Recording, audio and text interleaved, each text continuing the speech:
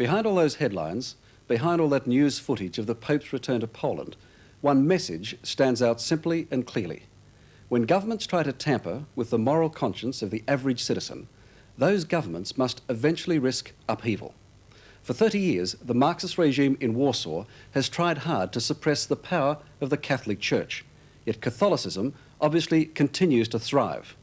We went to Poland not just to cover an historic spectacle, but to trace the secret war between church and state that's being waged every day in many different ways.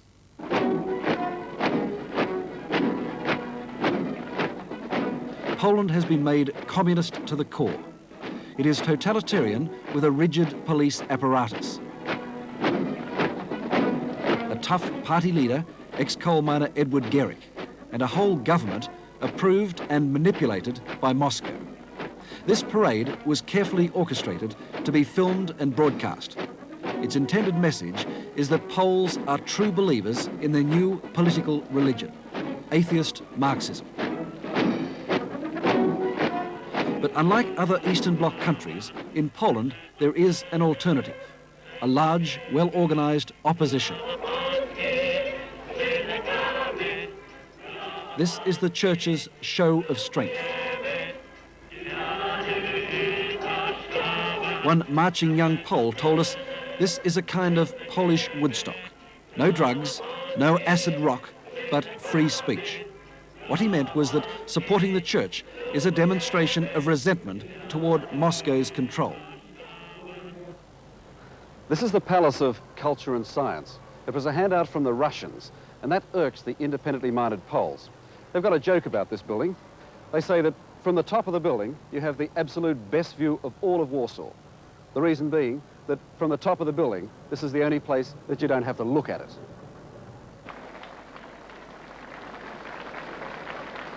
The altar here is the altar of human rights, and Pope John Paul has suddenly turned the eyes of the world on Poland. Although the local television coverage has been skimpy and highly selective. No shots of the huge crowds, just a close-up of the Pope and occasional glimpses of groups of priests and nuns in the crowd.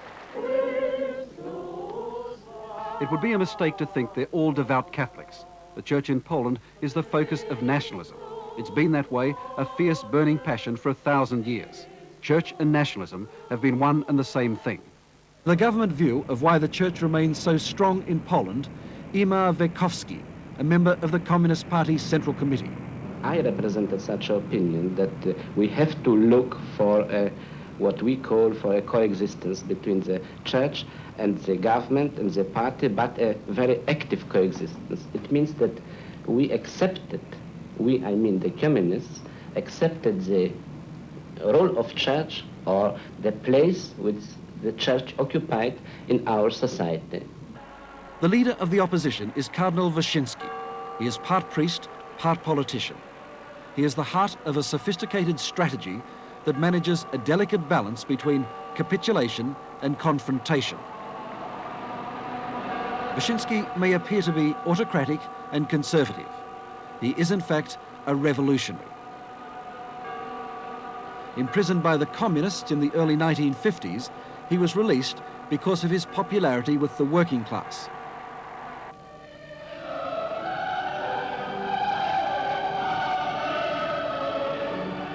Behind all the incense and the pageantry, he extracts a price, important concessions from the Politburo. A new church building permit here, release of political prisoners there. They use him and he uses them. But the government certainly hasn't given up. Here in Wadowice, there's an open propaganda war going on. This is where Karol Wojtyła, Pope John Paul, was born.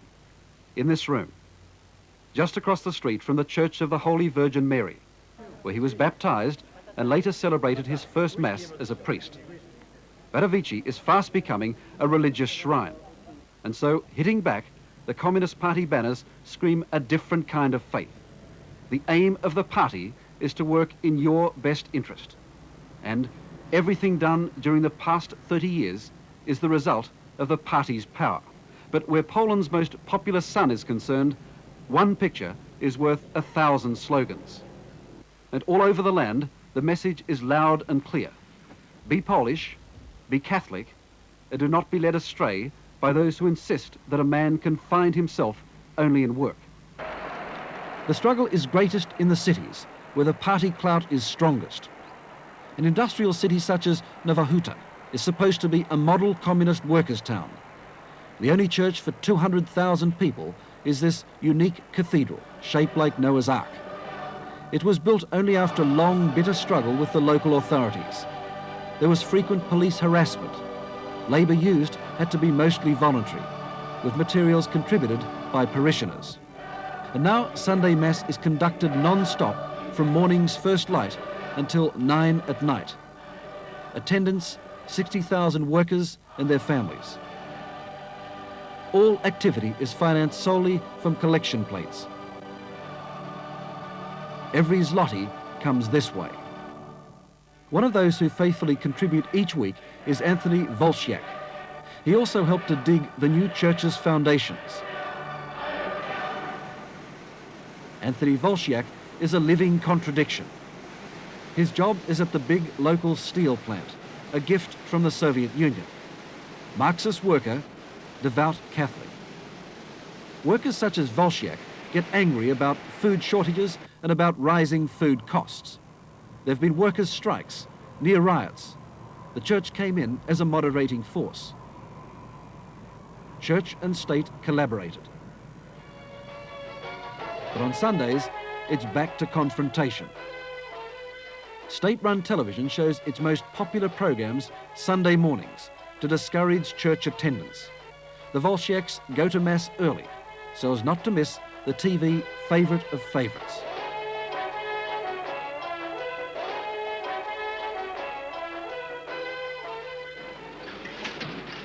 Official policy denies the church access to magazines and newspapers. A few church periodicals are printed on government presses, and 80 nuns are allowed to operate this small publishing house.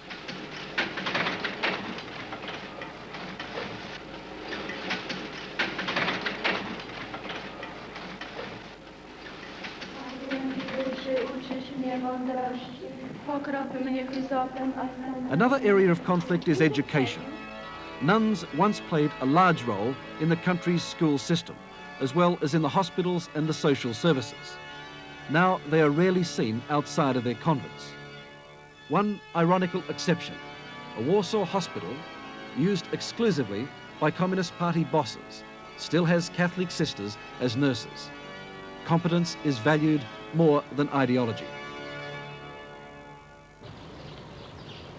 Polish peasants remain 99% Christian despite more than 30 years of communist rule.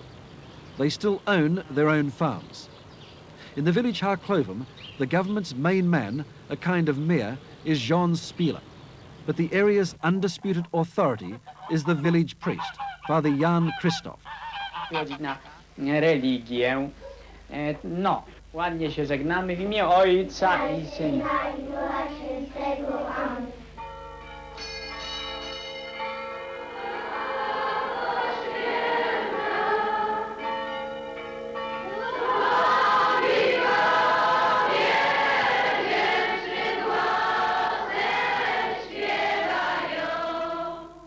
There is an unusually large number of priests in the country, trained at high intellectual standards. And that's a key factor in the communists' failure to break the church's strength among the peasantry.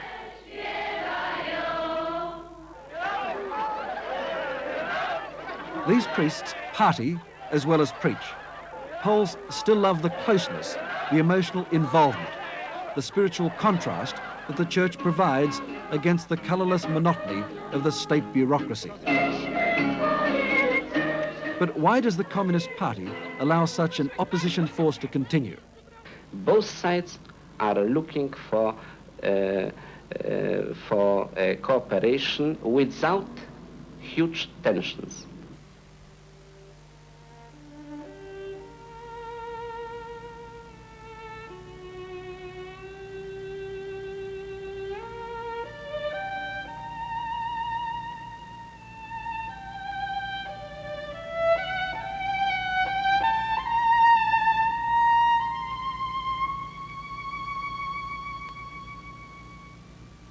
Pope John Paul came here to Auschwitz for a moment of solitary prayer. 10 minutes on his own to pray for a Polish priest, Maximilian Kolbe. That priest had given his life in return for another Polish man, another Auschwitz inmate, a family man. But as well as the martyr priest, Father Kolbe, thousands of Polish priests were killed in the last World War, 1/3 of all the Catholic priests in Poland. And the Pope said a mass for them and for the 4 million others who died in this terrible Nazi slaughterhouse, calling it an indictment of totalitarian regimes. Here at Częstochowa, the oldest and most holy place, at the monastery of the Black Madonna on the Bright Mountain, he called on the Polish workers to be labourers in the Lord's vineyards, for the good of Poland as well as their own souls. It was an unmistakable political affront to the party.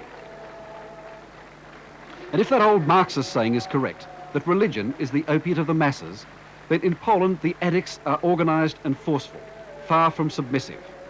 Indeed, the political damage afflicted by this papal visit may have been so great as to rule out any chance of Jan Pavel returning to his beloved land. Clearly, Moscow will have its say.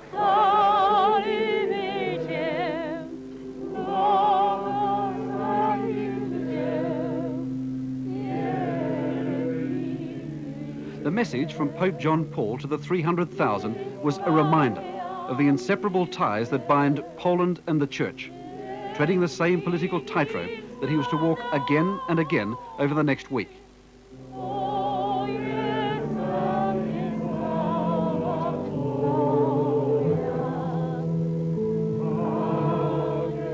The key to understanding Poland, he kept repeating, is through the Catholic Church.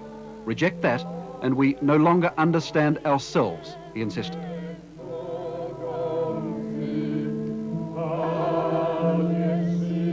Clearly, it was a message directed also at the Communist Party leadership, which is on record as saying that they wish to eradicate the Church from Poland, roots and all. A challenge that they admit will be very difficult, given that 90% of Poles are Catholic and only 5% are party members.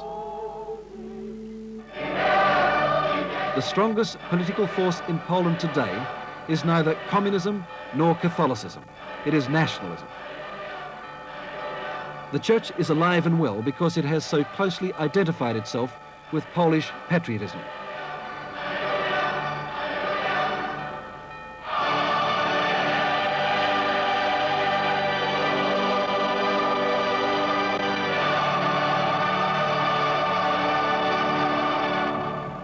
As we said, the Pope, in his visit to Poland, carried a message that is bound to be felt throughout the Iron Curtain, or indeed anywhere else where one group of people ignore the human rights of others. Perhaps for that reason, the most moving moment of the visit was also the saddest, the concentration camp at Auschwitz, where so many Jews were killed, while so much of the world pretended not to see.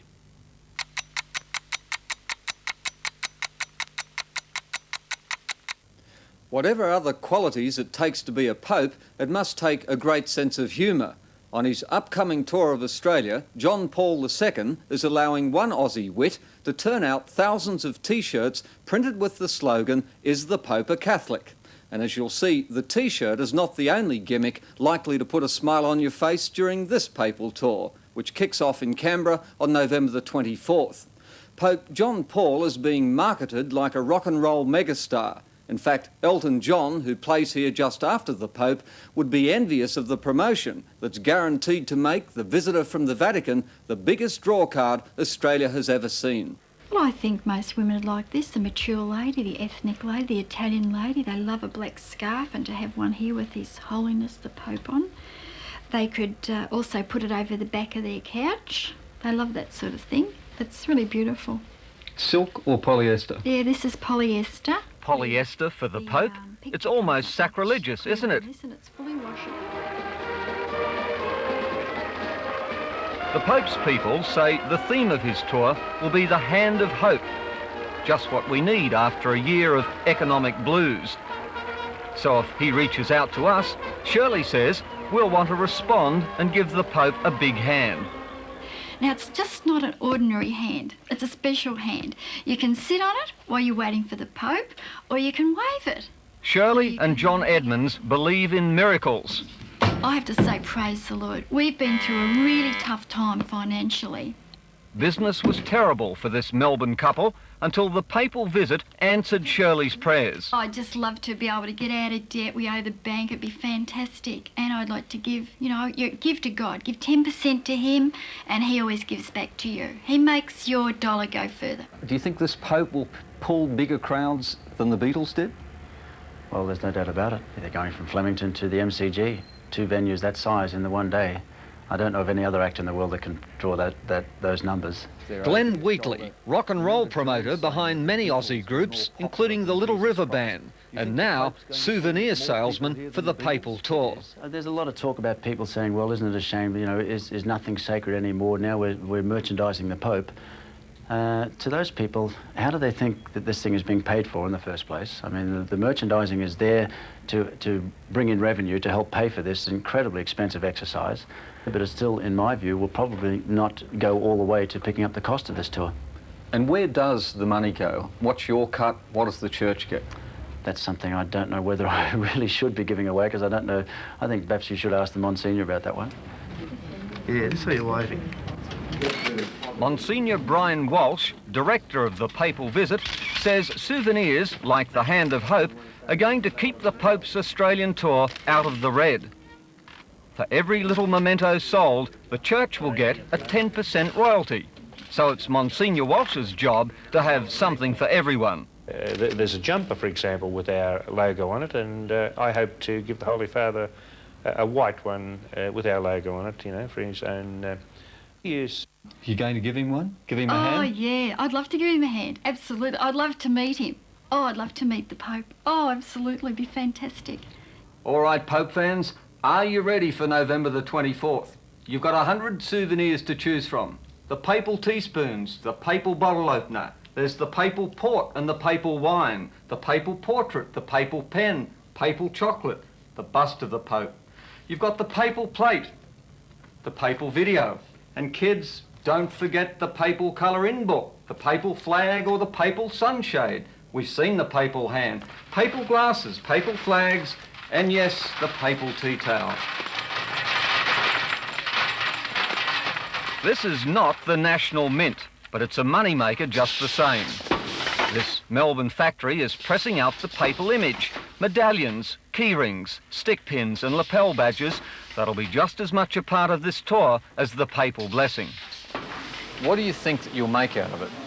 How many holy dollars? Holy dollars.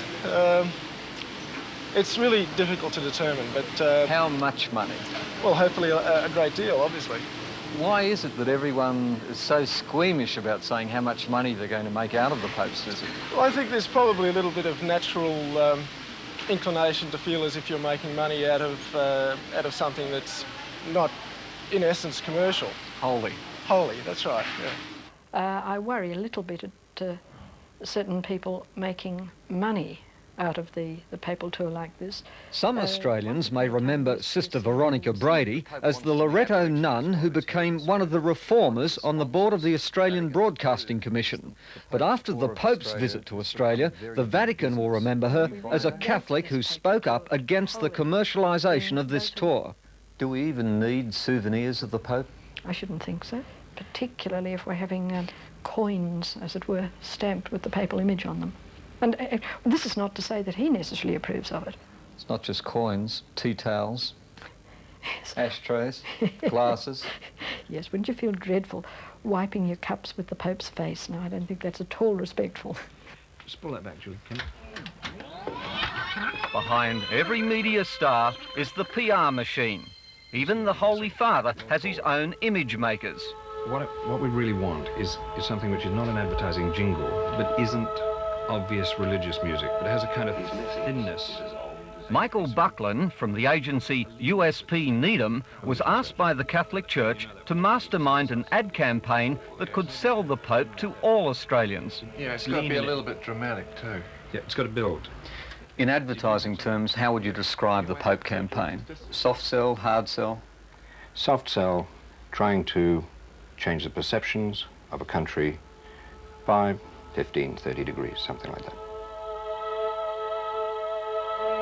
His message is as old as history and as new as tomorrow's child. His message is simply that we need each other. Modern advertising or media hype, whatever you call it, it worries Sister Brady.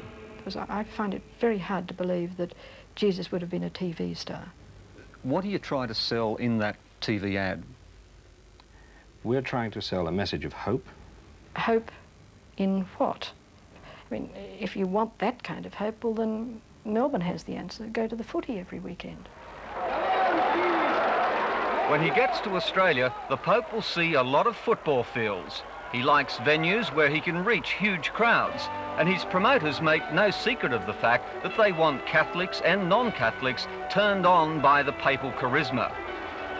They want the whole of Australia singing to the Pope's tune. There's a man who is the messenger of peace. He comes to love us all. We come to follow him. We must rise above the anger that surrounds. Paul O'Gorman and the kids at Melbourne's St Agnes Convent think they just might have the first top 10 hit about a Pope. In the name of peace and love, we can Along with the souvenir sales and the TV ads, the Pope's campaign team thought they needed a pop song. Excuse me, a Pope song. We can celebrate together by holding hands forever.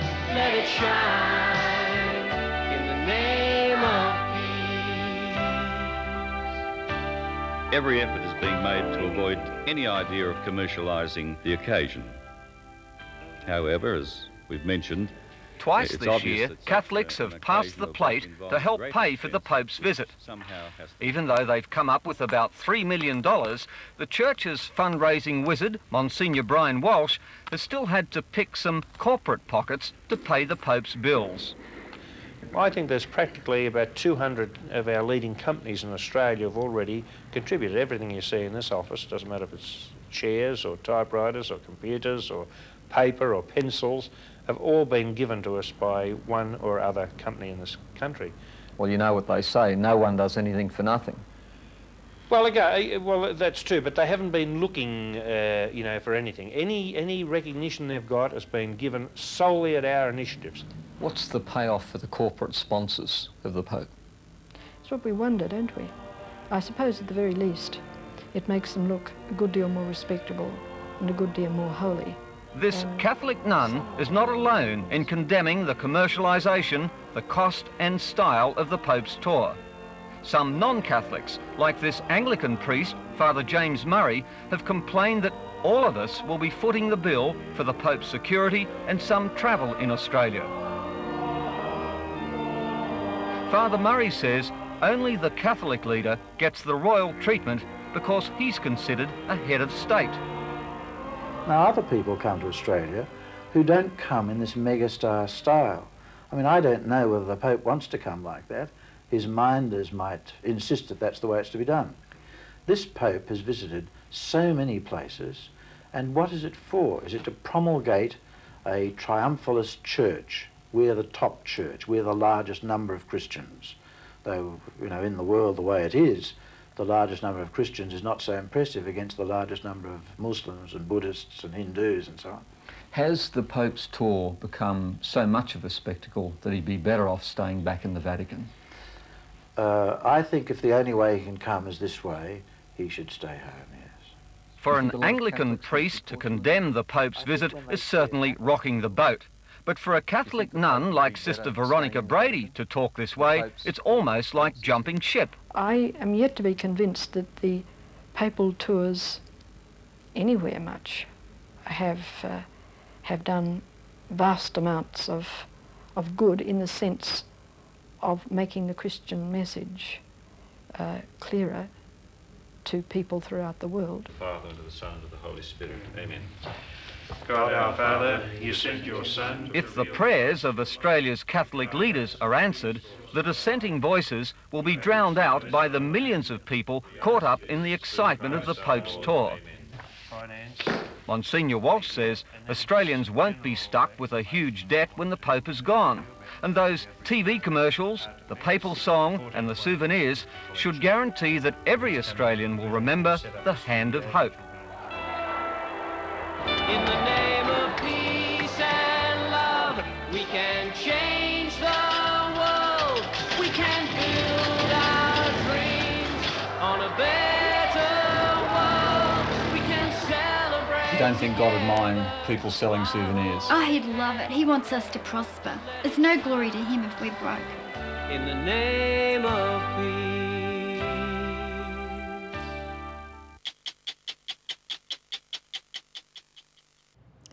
What an extraordinary week it's been. 5 million pilgrims packed into the holy city, a television audience of 2 billion, probably the biggest funeral the world has ever seen. A spectacular farewell for the humble Polish priest they're already calling Pope John Paul the Great. Which raises the question, how can you possibly replace such a man? As Peter Overton reports from Rome, that's the monumental task now facing the Church.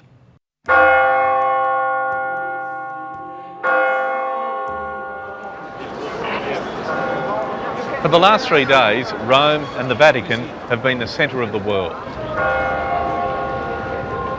If you needed any evidence of Pope John Paul II's remarkable impact, you only had to be here in this ancient place at this moment in history, where millions were united in faith by the life and death of one man.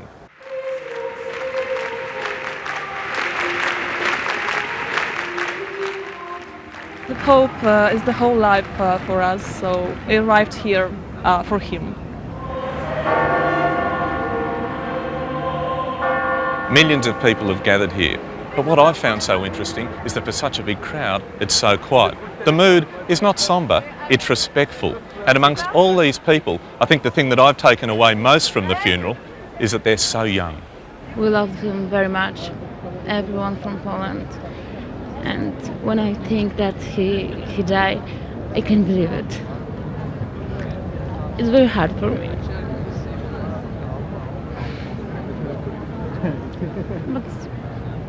But that's true. He had to go. He was very tired. He was very sick. How old are you? I'm 20. What did he mean to you? He changed my life. John Paul II inspired that kind of devotion. But the feeling here at the Vatican was not simply the passing of a great leader, but the end of an era. I think there's little doubt that this is one of the greatest pontificates of all time. Father Julian Wellspring is an Australian priest based in Rome who has witnessed the power of this Pope. But like the rest of the world, he's now focused on the fascinating process of finding a successor. Where do the cardinals go from here?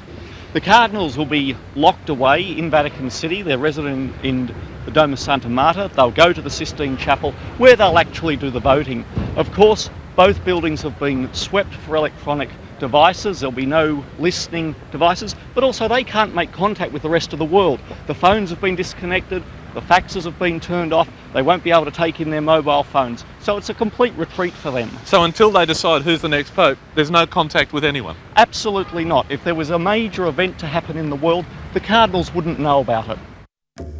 The conclave of cardinals, 117 of them, will spend as long as it takes, cut off from the world to reach that all-important decision. Beneath Michelangelo's masterpiece, The Last Judgment, they'll vote 4 times a day, twice in the morning and twice at night, and each time their votes will be burned afterwards. If there's no Pope elected, the ballots will be taken, they'll be burnt, a chemical will be added, and there'll be black smoke come out of the Sistine Chapel roof. If, on the other hand, there has been a Pope elected, the ballots will be taken and a chemical will be added to ensure that there's white smoke. And that's the signal we have a new Pope? That's the signal we've got a new Pope. But this time, just to make absolutely certain, because in the past they haven't been sure, they're going to toll the bells of St. Peter. And there's no shortage of candidates or contenders. No shortage of opinions on who should be the next Pope. the man to lead a billion believers in the 21st century. Now, when the cardinals sit down to decide, they're supposed to be guided by the Holy Spirit. But you'll find in this preview from Morley Safer that there are also some very earthly considerations. It's a political event, and anyone who thinks it is not doesn't know how it's done. Father Richard McBrien, the eminent Notre Dame historian and theologian, is the author of Lives of the Popes. There's nothing wrong with politics, because all politics is fashioning and refashioning coalitions. You can't even suggest that you might be interested. Oh, no. No campaign buttons, no posters. Father Tom Rees is a Catholic educator and author of Inside the Vatican. What happens is someone has to be kind of your campaign manager who goes around and talks to the other cardinals and tells them how good you are.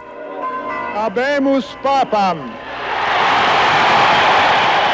Habemus Papa. We have a pope. The choice of Karol Wojtyła, Archbishop of Krakow, back in 1978, was a disappointment to many in Italy, where for so long the papacy seemed almost a birthright. One hears that, above all, the Italians want that office back. Oh, I think that's clear. But they're nothing like they were in the early 20th century or the 19th century, where they were, 80% or more of the College of Cardinals and had a hammerlock on the papacy. A hammerlock that lasted 4 centuries. By electing a non-Italian, the cardinals internationalized the papacy. Now, for the first time in modern history, there is talk of a pope from Africa. Continuamos a pregare. Cardinal Francis Arinze of Nigeria has received a lot of attention over the years. And do introduce yourself briefly and take the Holy Father's medal. Arinze, whose father was a tribal chief, accompanied John Paul II on his trip to Nigeria in 1998. Would it lose some of those Catholics who might already be tottering anyway? Well, I mean, if somebody's going to leave the church because we have a black pope, in my opinion, they should have left the church years ago. In the papal stakes, Rees says, don't be surprised if the next pope comes from the continent where the church has the largest flock. Latin America is the most Catholic continent in the world, and many people say, isn't it their turn? The cardinal from Honduras, for example, para anunciar a Jesucristo. Argentina, even the cardinal from Mexico City. There's one from Brazil, Cardinal Humes, who's been mentioned also. It's been a fairly rough couple of years for the church, given the sexual abuse scandals. Are those scandals going to have an effect on who is selected as pope? Well, certainly, among the American bishops, and I would say the Irish bishops and some others where the scandal has been significant, they're going to want someone who understands this problem. The last thing we need is a pope who's going to get up and say, this is all a creation of the media. It's not a real problem. No. Since John Paul II appointed virtually all of the cardinals, it's assumed an equally doctrinaire successor will be elected. But Father McBrien says not necessarily. When they get into the conclave, and the likelihood is that most of them will be motivated by the good of the church and not by their own self-interest or their interest of their friends, are going to say, look, he was a great pope, but we need a different style now. What you're saying is that they become their own men. Absolutely. John the 23rd, when he was elected, this overweight, cholesterol-ridden, wonderful, loving man from Venice, the Patriarch of Venice, when he was elected, he was almost 78. He was going to be a transitional pope. He was going to be safe. Well, he turned the church on its head in less than 5 years, and we had the Second Vatican Council and a whole new Catholic Church. So the cardinals elect somebody, but they really cannot tell for sure how he's going to turn out. This time, McBrien is betting on an Italian, someone who will not rock the boat. The conclave, he says, will be looking for an older man, one whose pontificate will be both short and uneventful. They want to catch their breath after this pope. He's been like a gush of wind, almost a tornado in terms of papal history. And they want to survey the landscape and see what's left standing and what options they may have. By electing a young man, they would lock themselves in yet again. So I would be looking for an Italian who's in his 70s, that may be a person with a term of about 7 or 8 years. I think there'll be a lot of discussion in the conclave about, the possibility of a pope resigning. Because modern medicine has made it possible for the body to continue to live long after the mind is capable of functioning and working, I think the Church has to face this. While the Pope is the last absolute monarch on earth, John Paul II succeeded in becoming the symbol of freedom around the world. But he held fast on doctrine, birth control, celibacy, and women priests. But Father McBrien believes these are relatively minor issues.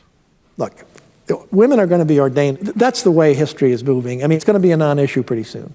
Celibacy will go, because we're going to run out of priests if we don't change that. Those are really small issues. The real big issue is, how do you make a world which sees net worth and the gathering of creature comforts and power and possessions as kind of the norm of happiness? How do you get a world like that to say, that fellow with the black face, that gay over there, that homeless person, these are your brothers and sisters. We're all one human family. Birth control, ordination of women, celibacy, they are fly specks on the window pane compared with that kind of challenge that a new pope will have. The trick is to find someone who will have as much of an image of being, no one will have to guess, as the Pope Catholic.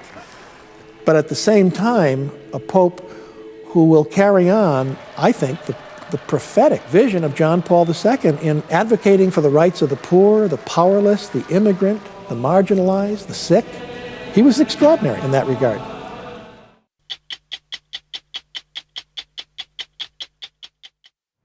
It's been quite a revelation, quite a week, a real pilgrim's progress. I've never seen so much goodwill, so much devotion in the streets of Sydney. Sin City may never be the same again. From the Pope's arrival last weekend to the huge mass at Randwick today, it's been one big gig after another. Hundreds of thousands of bright-eyed youngsters have made World Youth Day a worldwide hit. Sure, there have been the doomsayers, the protesters, and the victims with appalling stories of church abuse and neglect. But you'd have to be a real curmudgeon not to recognise the joy, the spirit, the sheer exuberance of it all.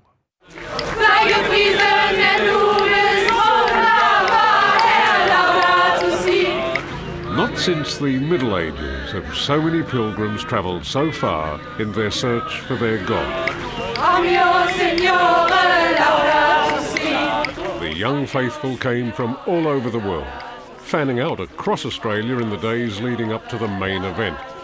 We are marching in the light of God. This is Gunning Gap, a dot on the map on the Western Plains of New South Wales. I have to travel to Sydney. It's a dream. It's a very big dream, but I have to do it. Warum verbrennt denn der Dornbusch nicht? Bishop Chris Toohey was this group's shepherd, one of scores of church dignitaries playing minder to the scattered pilgrim parties. Overnight, Australia's dwindling church-going numbers had been given a massive shot in the arm. Is World Youth Day an attempt by the Catholic Church to get back into the religion game? I don't think the Catholic Church is out of the religion game. It's not a case really of having to fight some rearguard action against draining numbers. It's about celebrating what you actually have and encouraging people in that. The rest takes care of itself. A last sing-along and a Lamington to fortify themselves.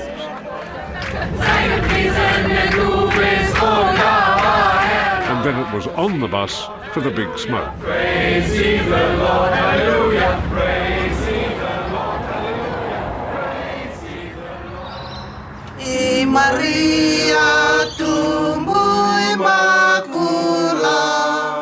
All over Sydney, people had thrown their doors open to the flood of young Catholics. We've got Fijians in here, Right. Father John from Canada is in here. Nanette Darcy's home had become a motel. She was looking after a posse of the 40,000 pilgrims billeted in private homes, not counting the 100,000 more bunking down in churches and school halls. Nanette, do you segregate the sexes? Yes, you have to have guidelines, and after guidelines, then that's their responsibility. But we've got guidelines for no smoking, guidelines for no food in the bedrooms, you know. And no hanky-panky. No hanky-panky. No hanky-panky. That's right, that's great. Who was it that didn't get in till midnight last night? For Nanette and husband Brian, it's loaves and fishes time. Breakfast is standing room only when you're feeding 21 pilgrims. Why is the lid still on the Vegemite jar? What's the matter with you guys? Laura, have some Vegemite. Like Canadian Laura Kavanagh. You've had a bad Vegemite experience, right? Yes. What are you looking for out of all of this at the end of it? I think what I'm looking for is really to meet people from all over the world that share the same faith that I, and see that just how great religion can be, bringing together people from all over. A last-minute queue for the loo. Bye-bye, have a good day. Mama, thank you very much. And they're out the door. Thank you for everything. It's P-Day. The Pope's on his way.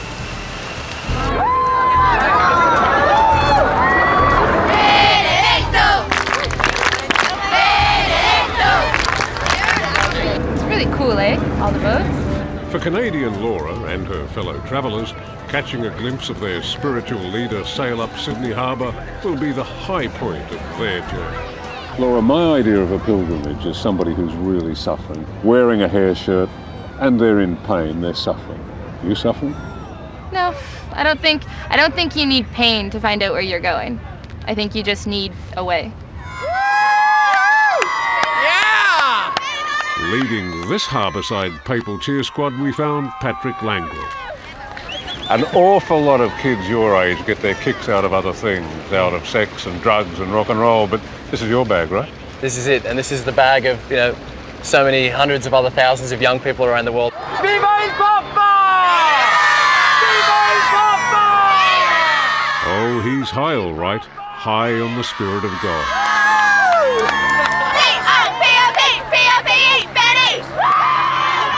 No, I don't want you to think that I'm looking at all of this through rose-coloured glasses, but if this is the way that the youth of today celebrate their faith, then rock on. What 200,000 kids from all over the world have done this week is to demonstrate, hopefully once and for all, that the dry, dreary, dusty, formalised religion that I grew up with is finally, once and for all, dead and buried.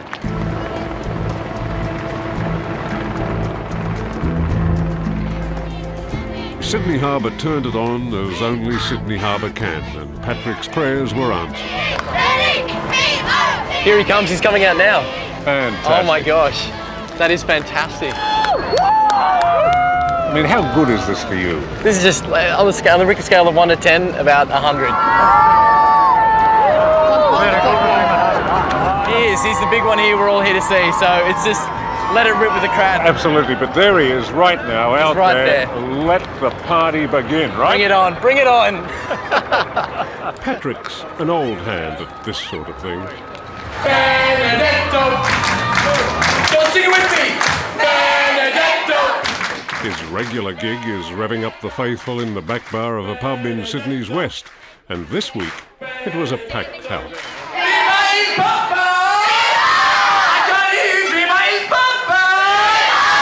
Were you guys all happy? You had a great time? He calls it theology on tap. There's a pint with every preacher. I love it. It's really inspiring. Like, I mean, it helps me so much in my faith, knowing that there's so many other young Catholics out there who are on fire for the faith. But I think it's wrong to be silent. It's absolutely wrong to be silent. It was a big night. Pilgrims from everywhere. Monks from America, like genocide, novice nuns from Europe, and just about every other nationality under the Catholic sun. But to be quiet is a terrible kind of thing. Now, faith is a wonderful and mystical thing, but what came first, the beer or the belief? It was definitely the belief. Being a Catholic Christian is something that defines us, and it was definitely the idea of having a Catholic identity that really spurred me on to start Theology on Tap. Now, how do you think Jesus Christ would react to his message being pushed in a pub?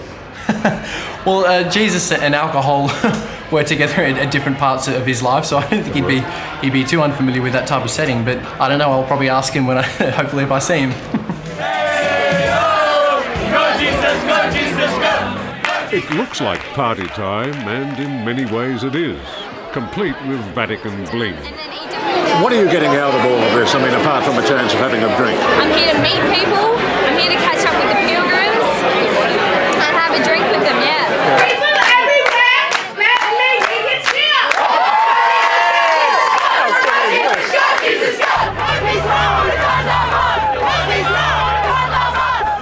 For some people, though, celebrating with the Catholics was the last thing on their minds. They were there to protest.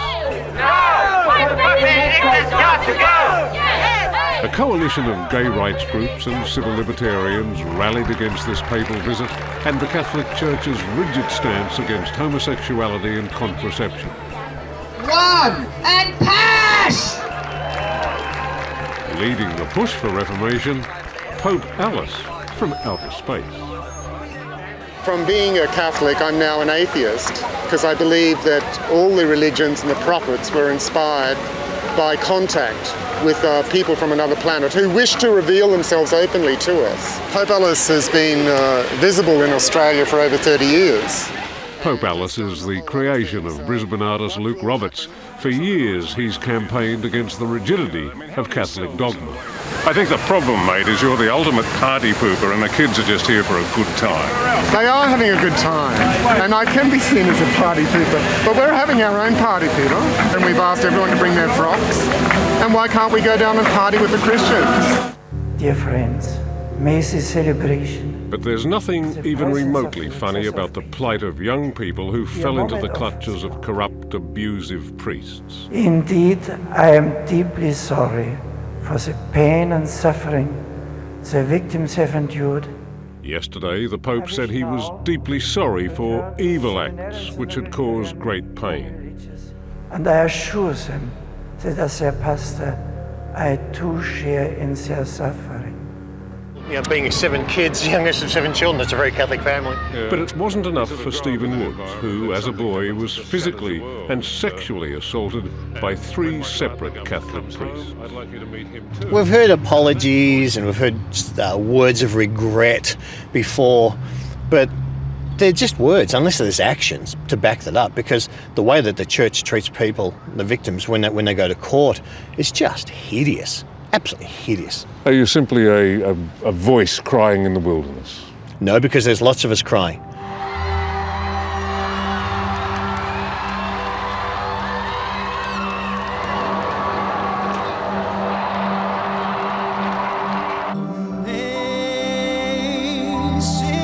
It's been a week of powerful imagery and deep emotion. A new generation of apostles to bring the world to Christ. At the end of this pilgrimage of mine, my thoughts keep coming back to this one point. All of this reminds me of the way the church must have been in the very beginning. And without all the controversy, without all the hoopla, it's still the mystery of the Mass that reaches deep into the hearts and souls of Catholics everywhere.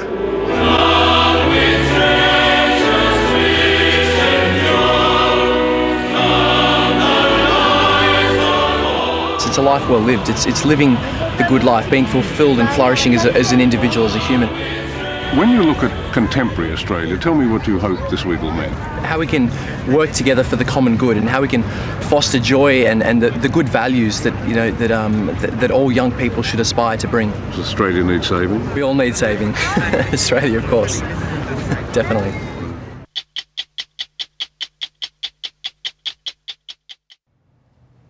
Check out the bestseller list. It's still #1, has been for 2 years. The Da Vinci Code isn't a book, it's a phenomenon. 22 million copies sold worldwide, the most popular novel ever. And with the movie due out at the end of the year, it can only get bigger. So what's all the fuss about? Well, for a start, it's a ripping tale of murder and intrigue, of secret societies and buried treasure. Then there's the amazing claim that Jesus and Mary Magdalene were lovers, had a child together, and their holy bloodline continues to this day. Enough to bring out the amateur sleuth in all of us. So, how could I resist?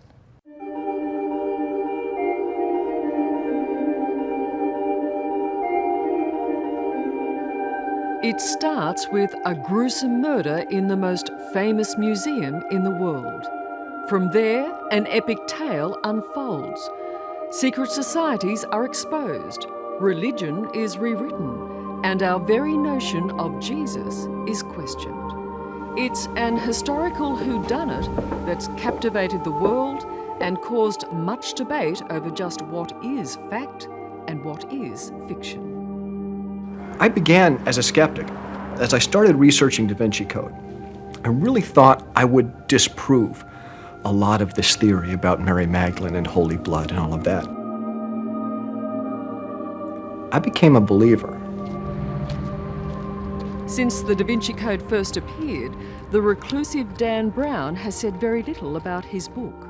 So I set out to unravel its mysteries. A journey that would take me to 2 continents and 3 countries. A journey that began in New York. In America alone, more than 10 million people have devoured the Da Vinci Code, and Laura Miller is one of them. It's hard to put it down. Once you start, you really don't want to stop. Laura reads for a living. She's a book critic. And for her, the novel's immense popularity is easily explained. Most people believe they're getting more than just a good yarn. What they like about it is they think that they're learning something about the world. People are really intrigued by the nonfiction elements of the book. And they're also hearing about a very intriguing conspiracy theory, and people love conspiracy theories.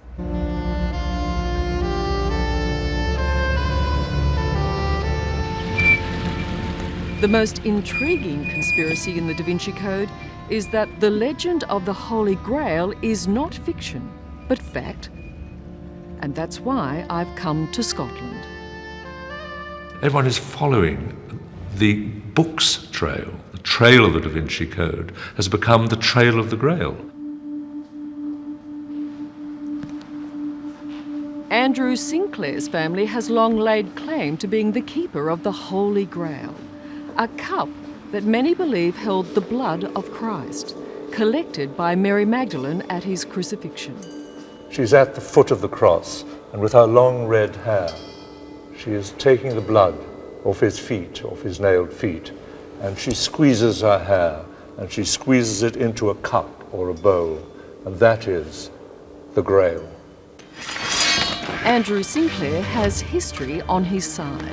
His family tree goes way back to the time of the Crusades. Nearly 1,000 years ago, Sinclair's forebears were members of a secret society known as the Knights Templar, Christian soldiers who waged fierce battles with Muslim armies in the Holy Land, as portrayed in the film Kingdom of Heaven. And according to legend, during their reign, the knights captured the cup of Christ. Most powerful group in Europe at the time. They had 9,000 properties, about 10,000 members, employed another 90,000 people. Then, in 1307, the Catholic Church ordered the Knights Templar be disbanded. Many were executed, but some went underground and made their way across the English Channel, and it's believed taking with them the Holy Grail. Most made it to Scotland, but 4 knights were captured and imprisoned in this castle just north of London, which is where I'm heading now. Hello, Mercury, Raymond speaking. Raymond Brown is a small town reporter with a very big story to tell. How do you know about the tunnels? His beat is the market town of Hertford. Very little happens here, But when the Da Vinci Code came out, Raymond was tipped off about secret tunnels underneath the castle where the Knights Templar were held, and where just possibly they hid the Holy Grail. I wrote a story about Hertford's links with the Holy Grail, and then I got a call from an actual Knights Templar. And there was a warning. Don't go underground, you know, the tunnels are dangerous. Why so much secrecy? What's it all about, do you think? I think it's a tradition. I mean, the accusations made by the Vatican was that they were devil worshippers and had bizarre sex rituals.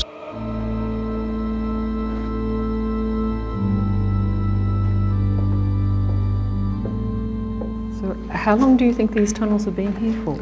Well, I think, I mean, the earliest records, I think, go back 1,000 years, so I'm told, from Hertford Castle. And rumour has it that the Knights are still using these tunnels. That's what they tell me, but they won't tell me where. It's got such a dark and ancient history, Hertford, and secrets have been buried for a long time, that I think it's quite possible that someone knows something. Someone up there. Someone up there knows something.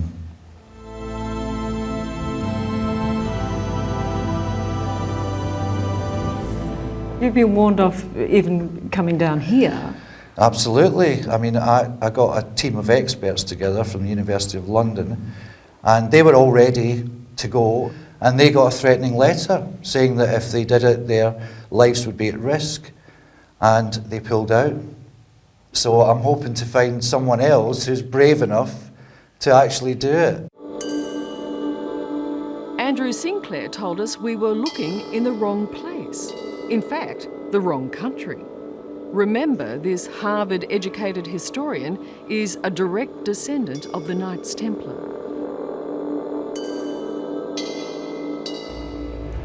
What we do know is that 700 years ago, the Templar Knights were running for their lives, fleeing to the relative safety of Scotland, which is where we are now, and heading north to the ancestral home of the Sinclairs and the tiny little village of Roslyn. The Templars lost the Holy Land and were pushed out. They took their treasures with them, so the probability of them being in the vaults of Roslyn is extremely high. This is Roslyn Chapel, the same church that the book The Da Vinci Code leads us to in its quest for the Holy Grail. It was built in the 15th century. Inside, every surface has been covered in intricate carvings. But it's what allegedly lies beneath that most fascinates. If there is a Holy Grail, then it's a fair bet it's buried here in Roslyn Chapel, right beneath my feet. We know that there are hidden vaults down there, tombs containing the remains of Templar Knights, still dressed in their body armour, and guarding, it's said, this most priceless of treasures. So why hasn't anyone tried to open up these tombs? Well, someone has. Only trouble is, he forgot to ask permission. We knew that the present Roslyn Chapel was built on the vaults of the previous chapel there. And so, incredibly, I managed to get to dig there for 2 nights. It happened when the chapel was being rented by a relative of Andrew Sinclair's 4 years ago. First, he dug his way through the ancient floor. Next, he fed a tiny camera through the hole. And then... Infill keeps on falling into our drill hole and the pipe clogs up. You got so far. I got so far, but there you are. My conclusion was that, in fact, the Grail cannot ever be found. You can only... that, and in certain ways, it should rest with the 20 knights in their armour, in decent burial. But you have no doubt that the Grail is there, under Roslyn Chapel. A Grail is there.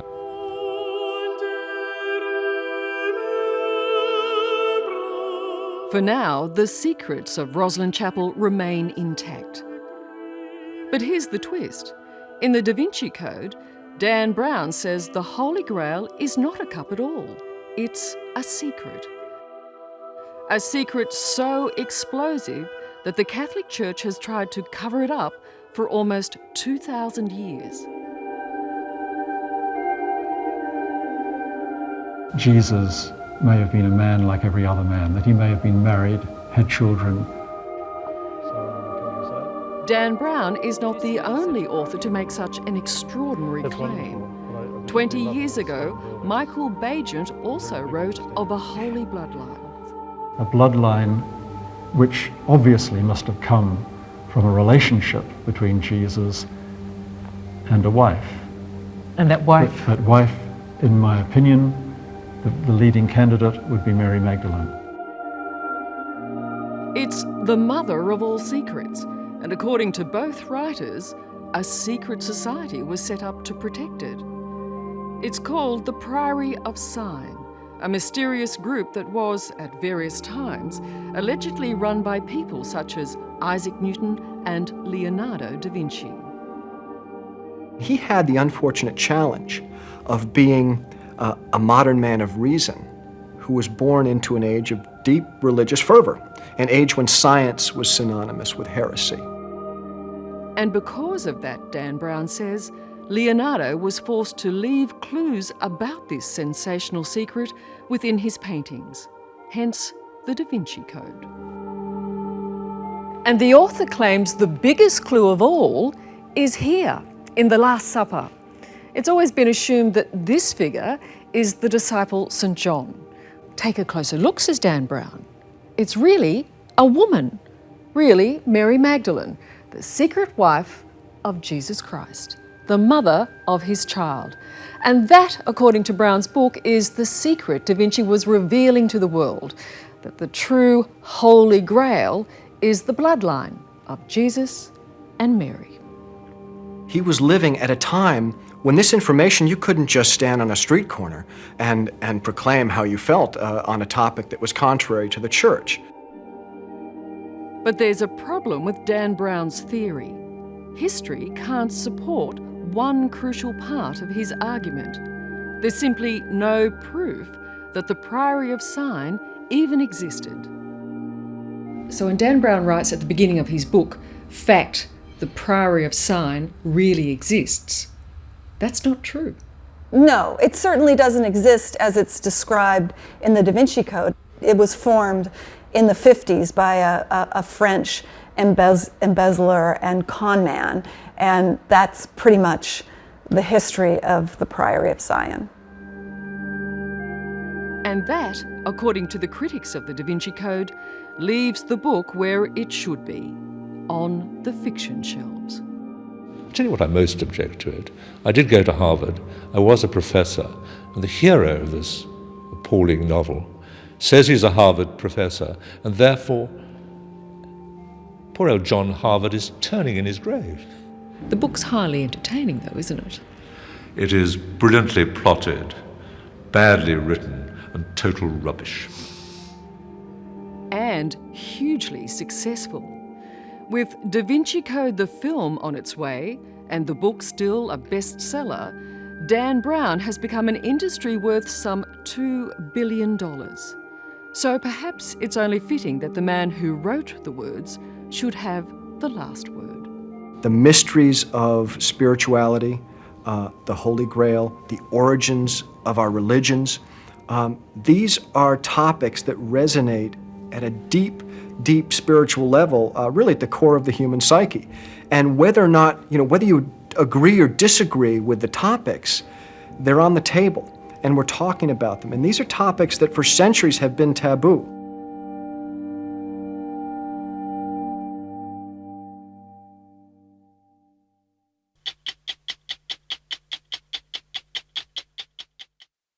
It's a shattering discovery, one that could test the faith of more than 1 billion people. And it'll certainly infuriate Christians everywhere. For it questions the very foundation of their religion, their belief in the resurrection. So, what is it? According to one scholar, it's nothing less than the authentic tomb of Jesus Christ. Not only that, but there were fragments of his remains inside, which means he couldn't possibly have risen from the dead. And there's even more. Jesus really did marry Mary Magdalene and have a son. No, it's not the Da Vinci Code Part 2, but it's still a rattling good yarn.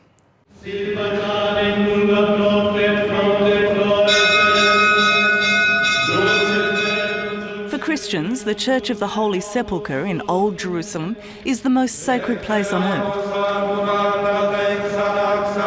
The church has since been built over the sites where it's believed Jesus was killed and resurrected.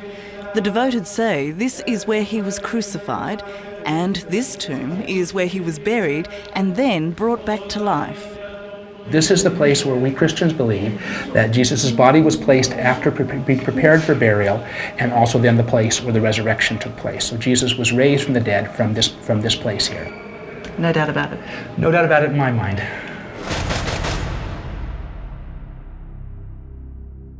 Now here's another theory.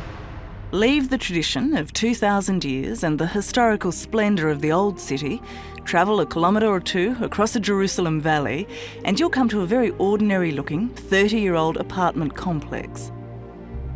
This is Talpiot, and below this nondescript slab of concrete is a very special tomb. As the theory goes, forget heaven, this is the final resting place of Jesus Christ and his family. You know, there's this initial reaction, oh, preposterous, ridiculous, this couldn't be, sort of a knee-jerk dismissal. But my conclusion has been, after looking at all the evidence, that it is the tomb of Jesus of Nazareth.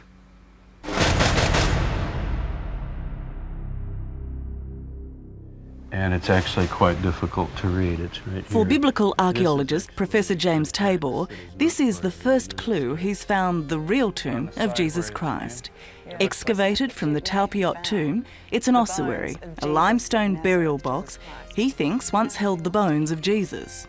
And this inscription, this ancient Hebrew scroll, tells us who it belonged to. So this says Yeshua, and then Bar, which means son of. So Jesus, we'd say in English, son of Yehoseph, Jesus, son of Joseph. Now, that's the legal name, of course, of Jesus of Nazareth. Jesus, son of Joseph, his burial box found in a tomb in suburban Jerusalem. Unbelievable.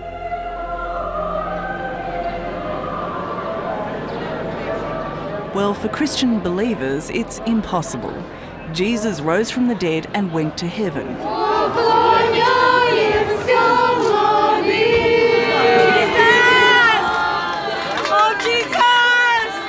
In your religion, is there any way, is it at all possible that the bones of Jesus Christ might be found on earth? No. Do you feel the presence of Jesus Christ here today? Of course. I believe it everything. I'm very happy to see you people. Professor James Tabor may be an archaeological lone voice, but he's no crackpot. And he has some very high-profile supporters, like Hollywood film director James Cameron. Now, I've never doubted that there was a historical Jesus, that he walked the earth 2,000 years ago. Cameron, along with documentary maker Sinka Jacobovici, has made this controversial film about the Talpiot tomb.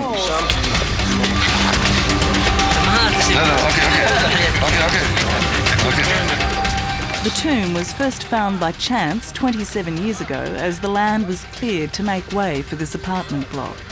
But there are tombs everywhere around here, and this was seen as just another one, covered up and forgotten.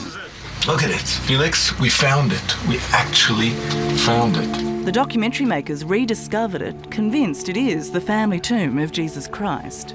Jesus' body, Mary's body would have been there. Look at this. And then look over here. Hey, this is it. This is absolutely a jewel of a tomb. This is it. This is it. Remarkable, isn't it? No. Well, it doesn't look remarkable here. The authorities have resealed the tomb, but my guide, Shimon Gibson, is one of the archaeologists who first excavated the tomb in 1980. Well, this is a 1st century period tomb.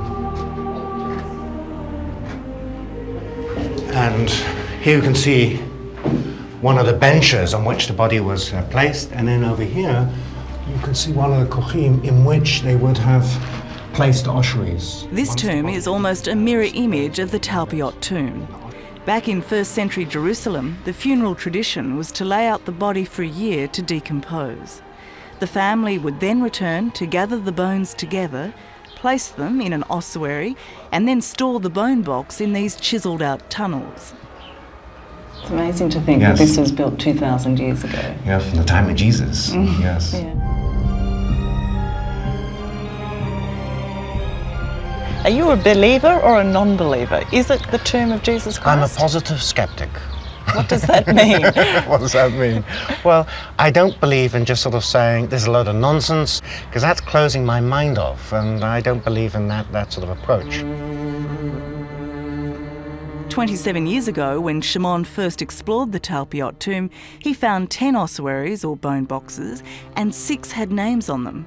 Names now causing a fuss, but back then went unnoticed.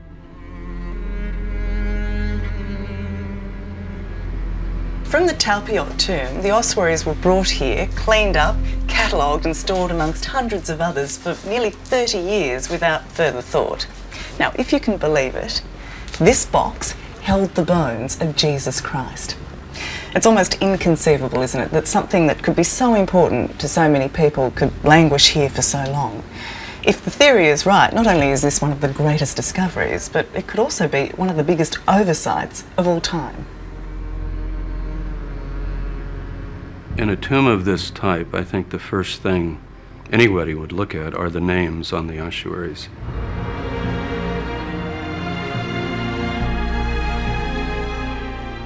According to James Tabor, the inscriptions on the 6 ossuaries are startling. He believes they are the Bible's best known and most important names. Of course, there is Jesus, son of Joseph, but that's just the beginning. There's also Maria, who James believes is Jesus' mother, Mary. And there's a Yosef, an unusual nickname which the professor says is Jesus' younger brother. In the Gospel of Mark, chapter 6, Jesus' brothers are named, and one of them is Joseph, James, Joseph, Jude, and Simon. But he's not called Joseph, he's called Yosef. So there's a 1st century text that actually uses this form of the name, this rare form of the name. It gets even more intriguing. This decorated ossuary bears the name Mariamne, which James says is Mary Magdalene. Why doesn't it say here Mary Magdalene? Well, she's in the New Testament called that, but her name actually is Miriam. It's a common Jewish name. This part, though, is interesting. When you say Mariamne, it makes it a term of endearment. It's like saying the dear Mary. It's an affectionate ending on the name. When the documentary makers rediscovered the ossuaries here at the Israel Antiquities Authority warehouse, the boxes were empty, except for some tiny bone fragments in the Jesus and Mary Magdalene ossuaries. DNA testing found the bones weren't related. Their conclusion goes against everything Bible scholars think, that because they were buried in the same family tomb, Jesus and Mary Magdalene must have been married. And the results were that they're not related in terms of maternal relationships. So this woman in the tomb, in an intimate small tomb, is not a sister or a mother. Of course, this is all based on the assumption that this is Jesus of Nazareth and she is Mary Magdalene, but they could be anyone, couldn't they? Well, what you have to ask is, what are the chances of this cluster of names occurring in a tomb? If they have proof from the names and the ossuaries, great, but they ain't got any scientific proof, full stop. Move it around. DNA scientist Mark Spiegelman is an Australian who's spent the last 9 years researching and teaching in Jerusalem. He says to claim the theory is backed up by science is bunkum. But does it disprove anything? Does it disprove that these two were married, that this could be Jesus Christ, that that could be Mary Magdalene? No, it doesn't prove or disprove anything. But don't try to change the beliefs of 1 billion people on the basis of nothing, and that's what the DNA is. But James Table continues to be unrepentant. If it's the Jesus family tomb, then we're talking about this most influential person in all of history. It's amazing to think about. But it's the inscription on this ossuary likely to cause outrage. Judah, son of Jesus. It reads like the Da Vinci Code, but James believes not only were Jesus and Mary Magdalene married, they also had a son named Judah. Then we do come up with something that sounds uncannily like Dan Brown or like some sort of a wacko theory that Jesus was married and had kids. If Jesus of Nazareth and Mary Magdalene were married and they had a child, why wouldn't that be written up in the Gospels? There's this attempt, I think, to present a Jesus that's beyond history, because he's in heaven and he's to be worshipped and he's the Savior. To be married, to live a normal Jewish life as a male and have children just doesn't fit the picture much. It's fascinating to think about, to find a tomb with all these biblical names, but Shimon isn't so easily convinced. To read the inscriptions, Jesus, son of Joseph, Mary, perhaps Mary Magdalene. Tom, Dick and Harry. If I see Tom, Dick and Harry, I don't sort of, you understand what I mean? I mean, these are common names. You know, you have a sort of situation, and I've been in it on a number of occasions as an archaeologist, where suddenly all the bells start ringing, and you sense, you get a sort of tingling in your fingers. I didn't have that feeling then, and I still don't. I think the case can be made that this is the family tomb of Jesus, but the case can be made that it isn't, you see. This is the holiest place in the Christian world. Back at the Holy Sepulchre, Franciscan friar Father Garrett Edmonds sees the Talpiot theory as an unholy attempt to undermine Christianity. There is no other tomb and no mortal remains. It's impossible because I believe that Jesus was raised from the dead, and so you would not have a tomb with his human remains in it. Jesus was physically raised from the dead. Do you believe Jesus Christ could have had a son? I believe the tradition tells us that he didn't have a son. And never married to Mary Magdalene? Never married to Mary Magdalene, no.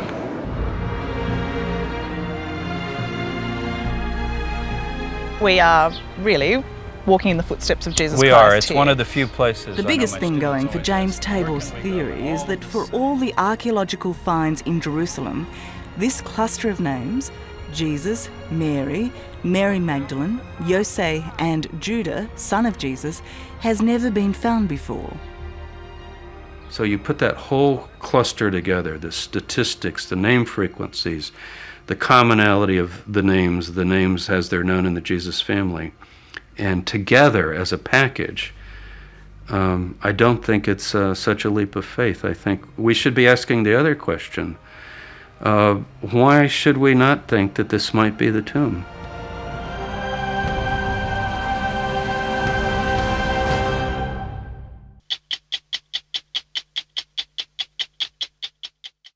It's known as a place of miracles and a last resort for the crippled and terminally ill, whose cases have been given up as hopeless by medical science.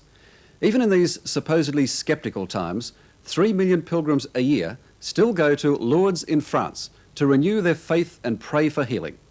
It was 102 years ago that the first miracle was recorded. A teenager named Bernadette, who saw a vision of the Virgin Mary and was cured of her sickly asthmatic condition. Since then, the good people of Lourdes have learned to cash in mercilessly on religious belief, pushing tasteless souvenirs and otherwise exploiting a tourist trade now worth $400 million a year.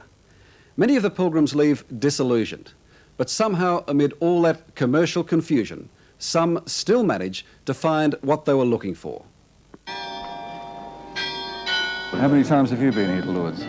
This is my 10th. Your 10th? My 10th. Do you believe in miracles? Oh, I do indeed. Very much. I have seen small ones, you know, people who have got great help and peace.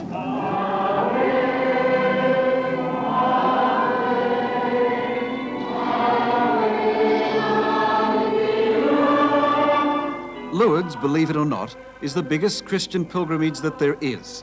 Bigger than Rome and bigger than Jerusalem. For some to get here, it's a few hours in a jumbo jet. For others, it's taken a lifetime of pain.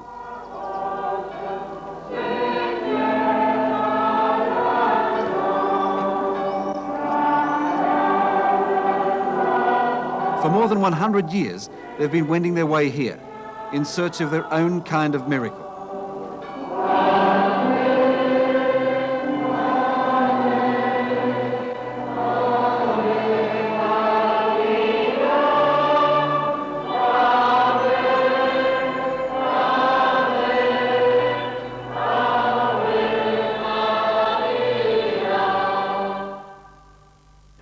I liked Lourdes. I mean, I went expecting to dislike it, because we've all been to some extent brainwashed and all this, and I came to the conclusion that none of that was true. British author Malcolm Muggeridge made the pilgrimage more than 20 years ago. He's written and lectured about Lourdes. Best known for his acid wit and his wisdom, 78-year-old Muggeridge is not a Catholic.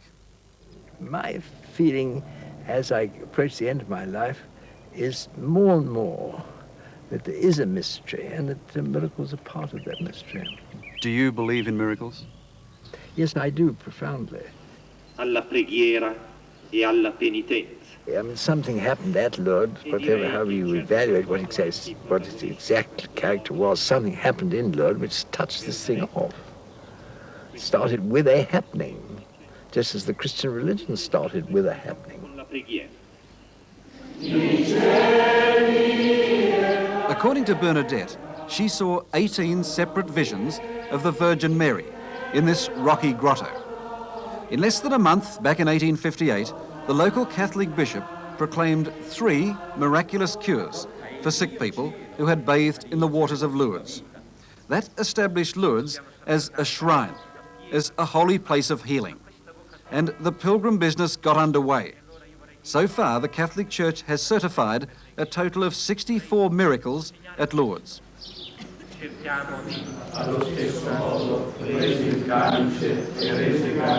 Je pense que c'est une bonne question, bien sûr, et qui demande une... Dr. Mangiapan's job is truly unique. He's the chief of the Lourdes Official Medical Bureau, and his job is to start sorting out the miracles, a kind of religious consumer affairs bureau. His rooms are wallpapered with photographs of some of the 64 accredited miraculous cures, before and after shots. The cure must be sudden or almost sudden. It must be perfect and definitive. It's an exhaustive and strange business, because they must stay cured to qualify as fully fledged miracles of Lourdes. Does it really matter whether there are miracles at Lourdes? I don't think so, no, although I'm quite sure there have been and will be and are from time to time.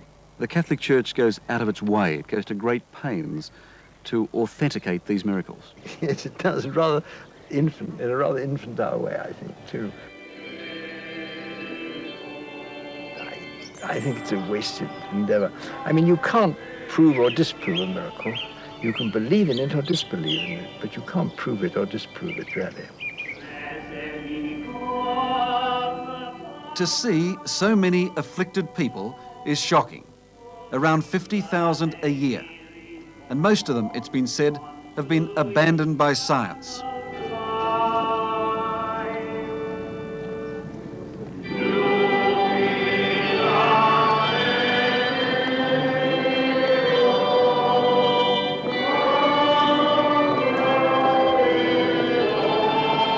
There's not the slightest doubt in my mind that the people who go there come away feeling better, feeling more serene. And there, after all, they are met with love and compassion, which helps people enormously and is somewhat rare in our poor old world.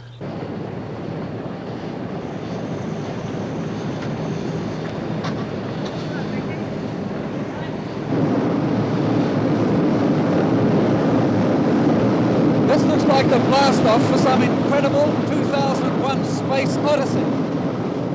It doesn't look like the start of a religious pilgrimage. But this is what it is. This is how it begins for some of the 3 million pilgrims each year who journey from all around the world. It's a modern-day journey of hope.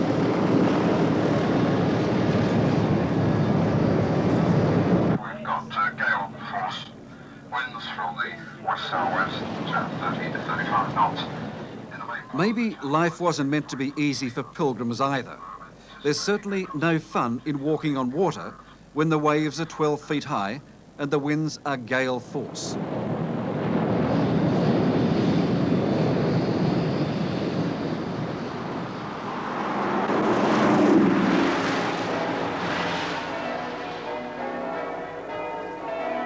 This is where the pilgrims are coming, to the High Pyrenees and the swiftly flowing Gave River.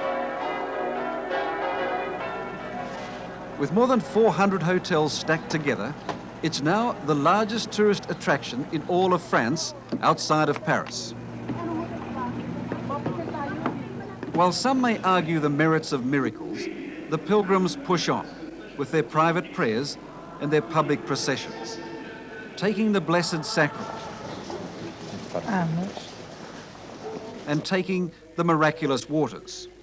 Some take just a little. Some, it seems, need a lot.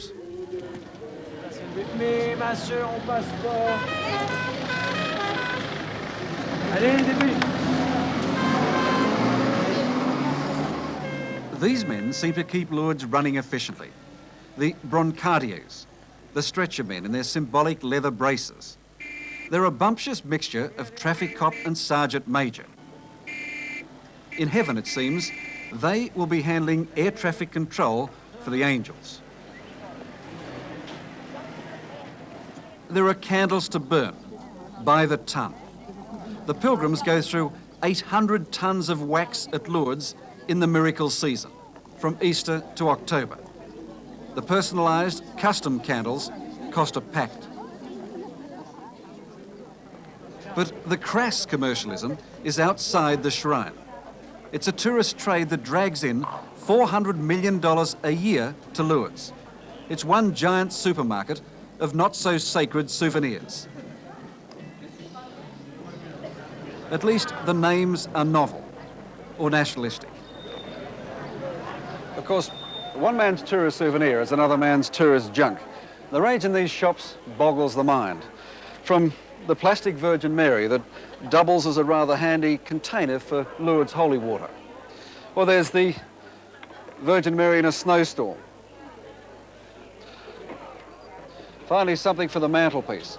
What one Brazilian man called Big Mama with the lights on.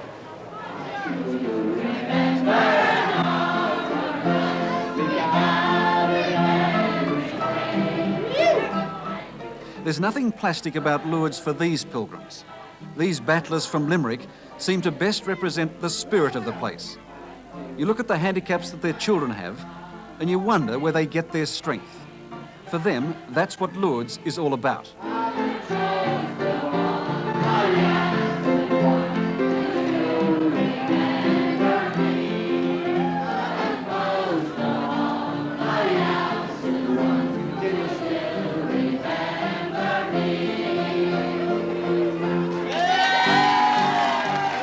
How many times have you been to Lourdes? This is my second trip. I was here 2 years ago for the first time.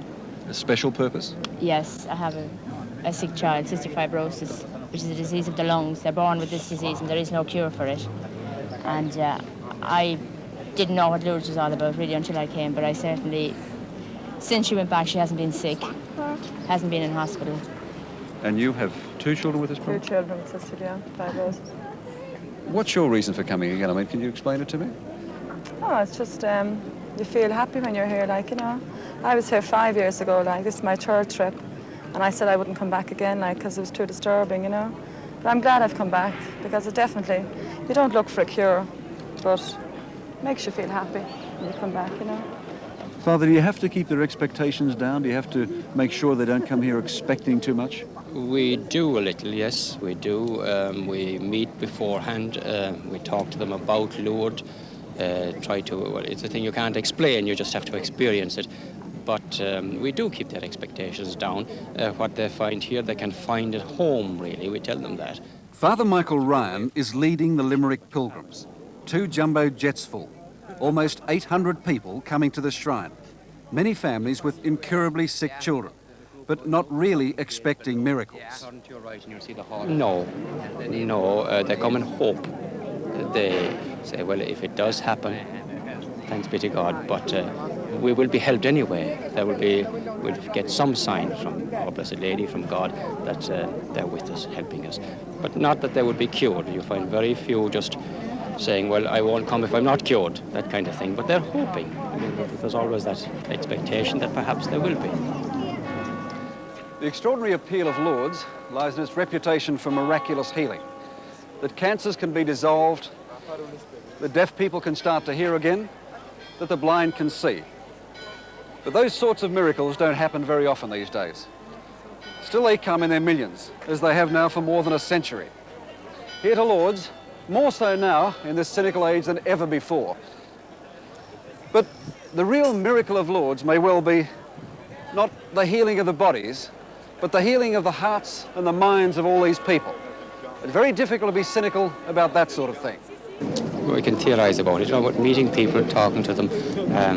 They tell us that, and they go home a bit refreshed, stronger, more revived themselves. I think it helps them.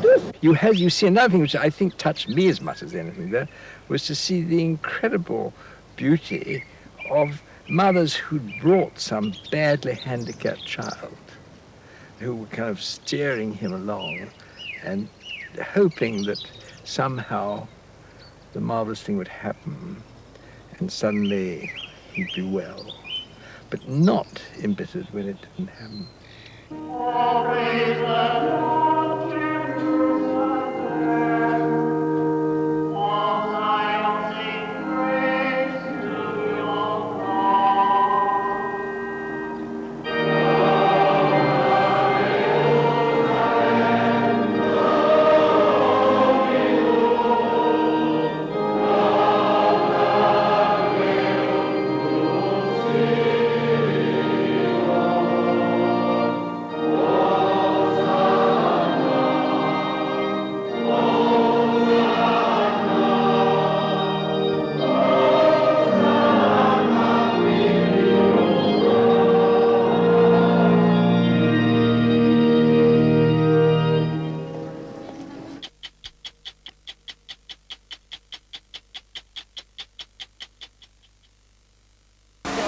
Simply being alive. Take a photo. Time and again, her parents Ron and Caroline and big brother Mitchell prayed for Sophie's survival after not one but 2 major accidents. Imagine how long it took to carve that statue, so.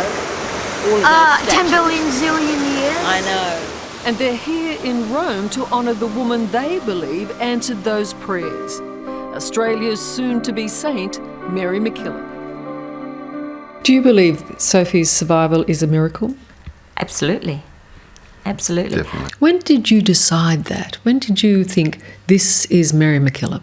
When we saw our surgeon walk out of the room with his hands up in the air, and he's not necessarily a religious person, and said it was a miracle, it's a miracle, I think it was a big point in our life. A lot of people say that you're one of Mary MacKillop's miracles. Do you think that? Well, really, well, yes, sometimes. What do you think, Mitchell?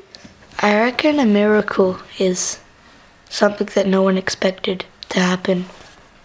For example, Sophie is one of Mary MacKillop's miracles, and she survived from Mary MacKillop.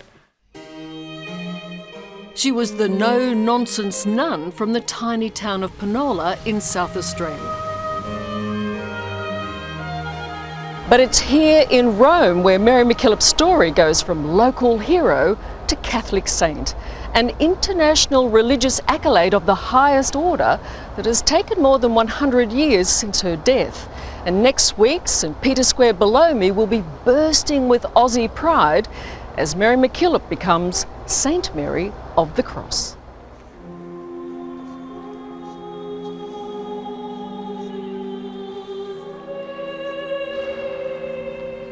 She'll join esteemed company here in the sacred halls of the Vatican, heart of the Catholic faith. Deep within these secret vaults, Mary's story will take its place in the ancient archives, along 10,000 saints dating back to the 8th century. An extraordinary collection of precious journals that fills 85 kilometres of shelving.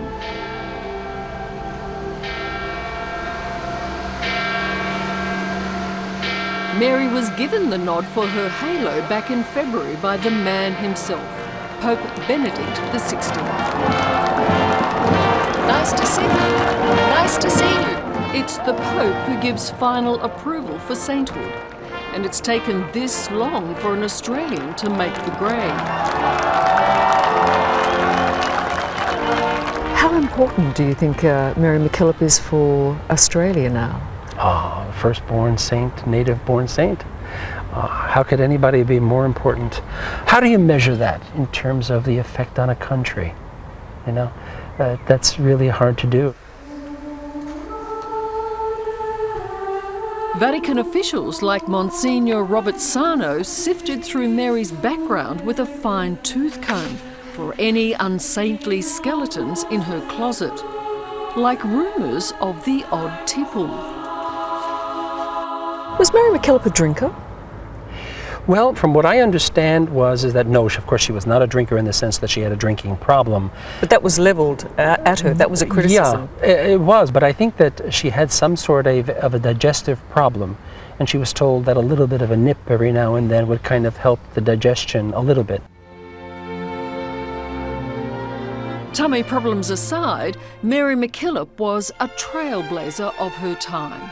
A strong and independent nun who in the late 1800s formed the Sisters of St Joseph and began her work here in Penola in rural South Australia, educating underprivileged children. She wasn't afraid to challenge her church superiors, which at one point got her excommunicated. She was reasonably brave, I felt. She did things when she knew it wouldn't be popular. I wouldn't have said reasonably brave, I would have said very brave. Is it true that she had exposed pedophilia? Indirectly, she herself, as far as I know, did not. We don't know whether it was pedophilia. All I know at this point was that it was a scandalous behaviour. For the past 9 years, Sister Maria Casey has been working towards Mary MacKillop's canonisation. You've basically been in charge of this. Yes. Why should Australia be excited about getting its first saint? It's hard to tell why it's whether it's the saint bit or the recognition of a wonderful woman who had a most amazing life history.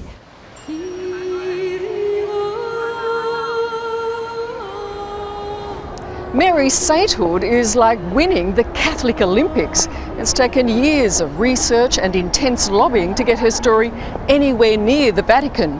But what secured it was not one, but 2 miracles. In other words, extraordinary occurrences that have no medical or scientific explanation. Mary's first miracle, a woman cured of leukemia, has never been fully revealed at the request of the patient, but the remarkable details of her healing are all here in closely guarded Vatican records. I do feel her presence. I feel she's with me. I feel she's praying for me. Kathleen Evans was Mary's second miracle. Her lung cancer, which doctors predicted would consume her body, suddenly disappearing. Were there any doubts at all with the Mary MacKillop miracles? None, and not even from non-Catholic doctors in Australia. The case was so radical and so inexplicable that doctors both in Australia, who were also non-Catholic as part of the team, and the doctors in Rome felt that there was absolutely no possible human explanation for what happened. You don't believe in miracles, Well, clearly. no. And in the 20th century, who should believe in miracles? Dan Barker, a former Anglican minister, now atheist, is one who isn't buying all the Mary mania. Suppose it's true. Suppose there is this dead woman floating up there somewhere for a century, and thousands of people are praying to her, right? She has this ability to answer their prayers and do a miracle, to cure lung cancer or leukemia or burn victim or whatever else it was. And in an entire century, she picks 2 people. And the other thousands, she decides to ignore them. She just decides, well, no, I don't care. I'm not going to listen to them. Doesn't that make her something of a moral monster? Why aren't miracles performed for everybody? It's a good question, and I don't have the answer. I don't think anybody does. But when these things do happen, we're amazed. Did you ever consider Sophie Delisio as a potential miracle? We did. Sophie is alive today and is considered to be a miracle by her parents and by some of her doctors, but she also had an enormous amount of medical intervention. Okay, here we are. 9-year-old Sophie may have not qualified as an official miracle, but try telling that to the Delisios. There you are. Beautiful. From our point of view, we had a lot of people praying for a miracle, the survival of Sophie, and we believe Mary was part of that. 6 years ago, Sophie Delisio nearly died when a car crashed into her Sydney daycare centre. With burns to 85% of her body, she lost her feet, a hand and an ear. Then, unbelievably, 2 years later, she was hit by another car at a pedestrian crossing near her home. Stay forever, little girl! Stay forever, little girl!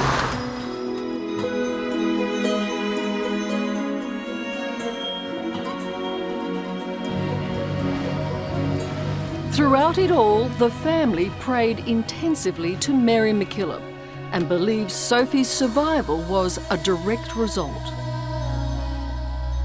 Wow, look at this room. Yeah, my bed's my favourite part. This is a fabulous room. Mary is now very much part of the Delisio family. Her image is by the children's bed and even accompanies Sophie into every one of her operations.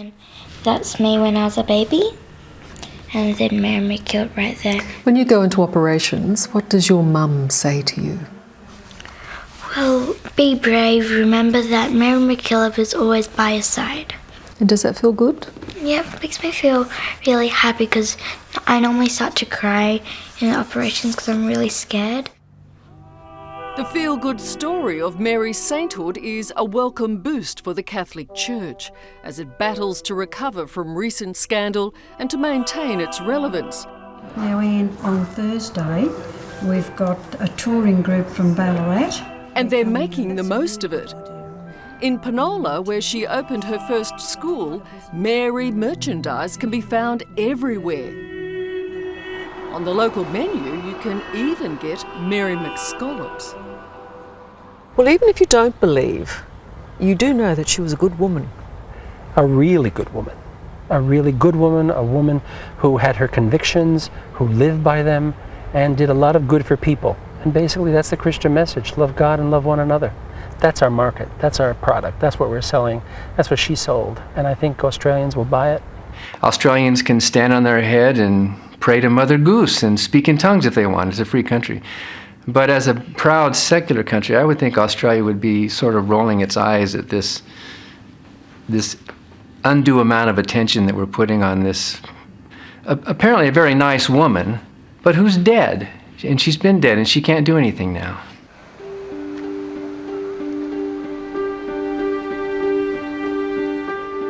Look at this, kids. Whoa! We're here. Finally, eh? And that tent up there, that's where the Pope's going to go. Come next week, when the Pope finally declares Mary a saint, 8,000 Australians, including the Delisios, will be here in St Peter's Square. Look at the colour in that screen. Why did you feel you had to be here? She's just so special. She's a big part of our life, so we have to do it.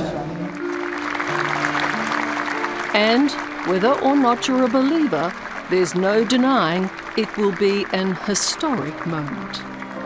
What do you think Mary MacKillop will be thinking now that she's about to become a saint? She'll be really excited. She'd think this is an extraordinary thing to happen.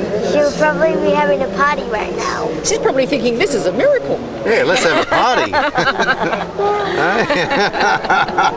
Fair enough.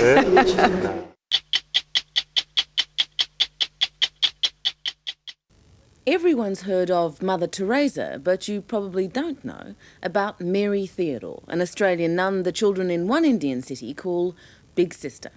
Big because of her size, her spirit, and her heart. Sister Theodore has devoted her life to the care of disabled children in Madras. Not surprisingly, she is always strapped for cash, depending on help from home to keep up the good work. Among her most conscientious fundraisers are a group of Catholic college students from Adelaide. And while we were there filming our story, 2 of them actually had a chance to see what a difference their donations have made.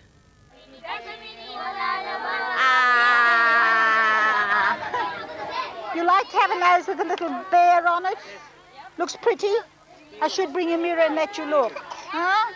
Oh, dear me. It's Sister Theodore's 40th year in the heat and dust of southern India. Banga. Will I cut? Yes. Sister. Sister cutting? And these are her children, the ones no one else wants.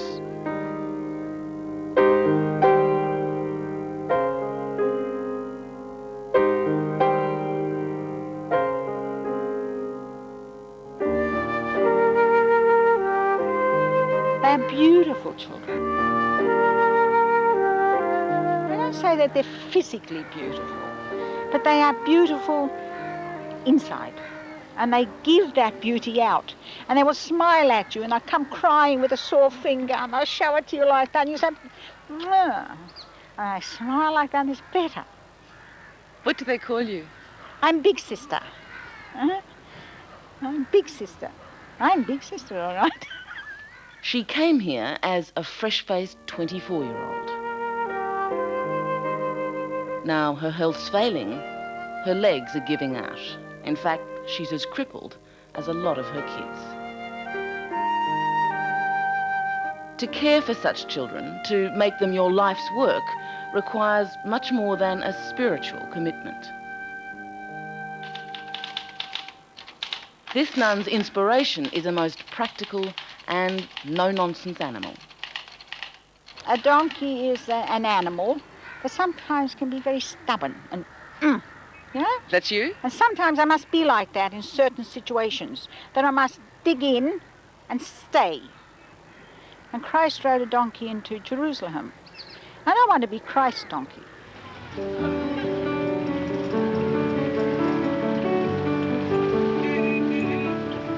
In the early days, Sister Theodore would go out on the streets herself and search for disabled kids. Now, Mithra, that's the name of her centre, has its own bus.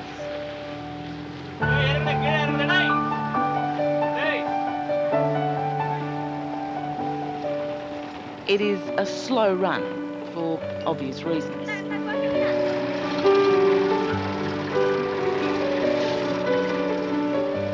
But for these kids, who'd otherwise be begging or simply hidden away, its arrival is one of the bright moments of their day. I've heard you written up as the Mother Teresa of the South. Do you find that flattering? Don't I look like the Mother Teresa of the South? Poor Mother Teresa. I am me. And God made me, not Mother Teresa. And so, whatever anybody says, I'm still me. And so I cannot be Mother Teresa.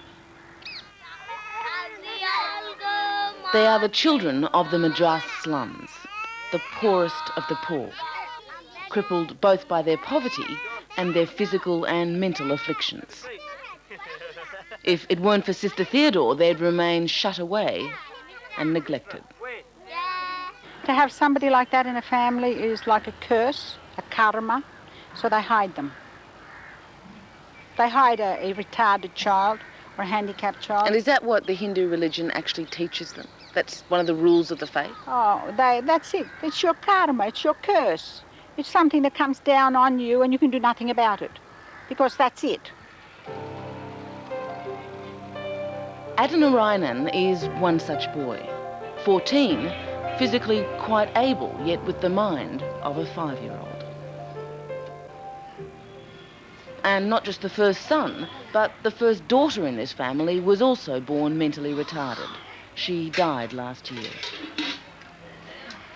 For the Hindu parents, it's as if they've been doubly cursed. Yet the simple fact is they are first cousins, brought together in an arranged marriage.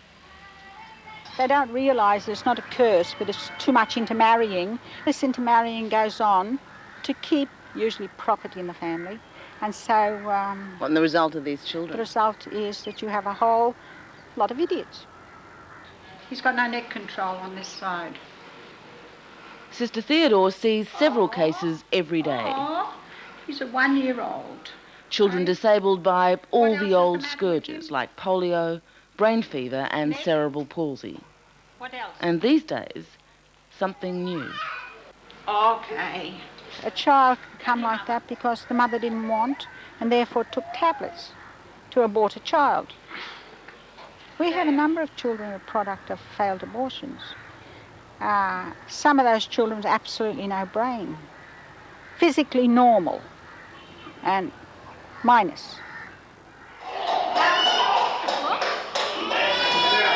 After 13 years, Sister Theodore's centre now treats and teaches around 250 children a day.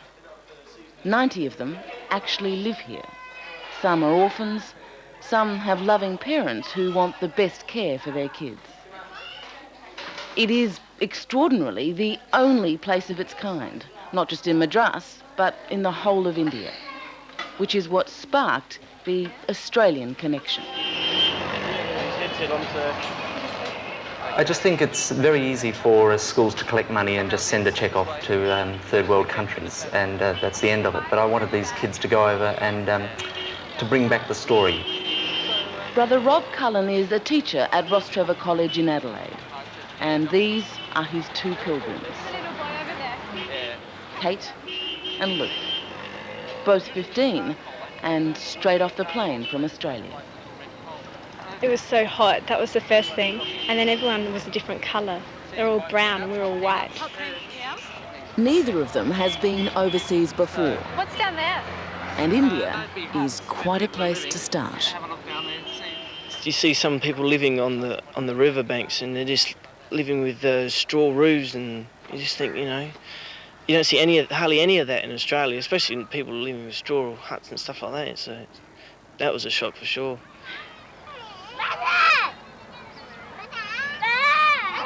I didn't know what to expect. I was scared of the children, whether I'd be able to handle working with them or not. And then they came and gave us hugs and kisses and were calling out to us like we started auntie and brother. And that was fine. It was just all developed from there.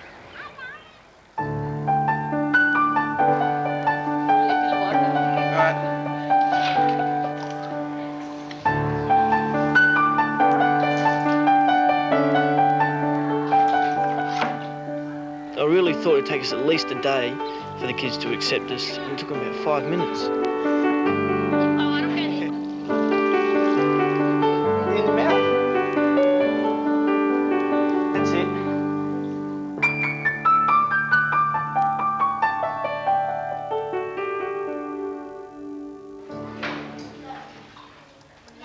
I thought I'd be touched, but not like I have been.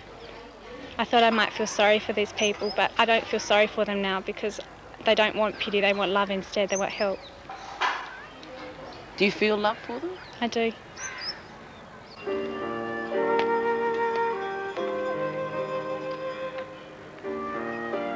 Are there hopeless cases? Are there kids you can do nothing for? There's no such thing as a hopeless case. God didn't make a useless object. We've seen children walk that people tell me will never walk. We've seen children move that people said, can't do anything with that one. But you can do. What you have to have is a lot of love for children. Now, children respond to being loved. You going to stand up, Endri? The children pay only what their parents can afford. Can you? If they have nothing, they pay nothing. No, you can't. Maybe you can. We have nothing sometimes. Well, we wait. Because, well, I know. Ask and you shall receive. I believe. And we've never been let down. How close to the line have you come? Well, we've come so close that we've had nothing to eat. And always something's turned up. What, literally nothing to eat? Literally, we've no money to pay for rice. And I've had my secretary come in and tell me, no money, sister, no rice. Lunchtime, finished, no meals. And then he looks at me and he says, you got money? No. Then later on in the morning, somebody will come in a car and say, Mummy sent you something, sister. It's in the car. Do you know what it is? Not a bag of rice, is it? Do you sometimes feel desperate, even despairing? Never. Never, never, never. Despair is the devil's stick to beat us. No, why should we despair? In the name of the Father, and of the Son, and of the Holy Spirit. Amen.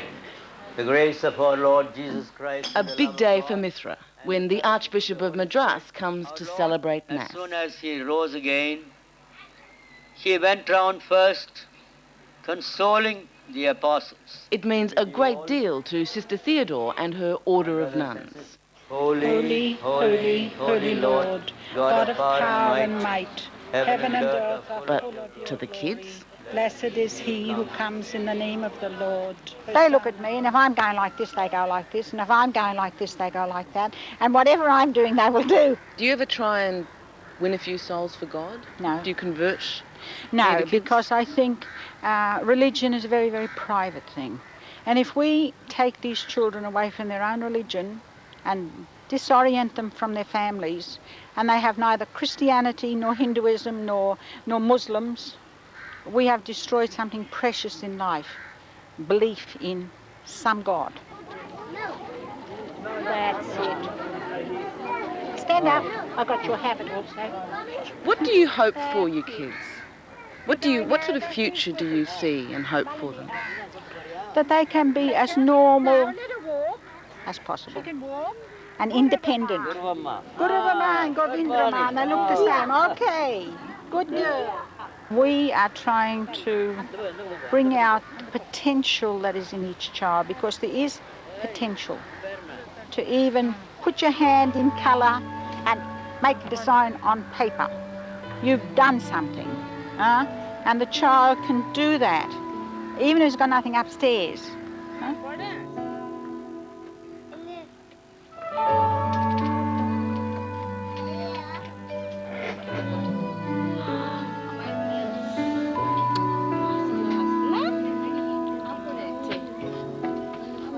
This is a messy one. It's beautiful.